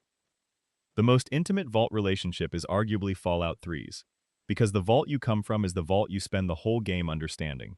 Vault 101 is not just a location you visit, it is your origin story, and the discoveries you make about it, about the lie of the outside world being uninhabitable, about the Overseer's authority being founded on manufactured fear rather than genuine protection, about the residents having been shaped by the vault's design in ways that went far deeper than anyone inside understood, are discoveries about yourself as much as about the institution.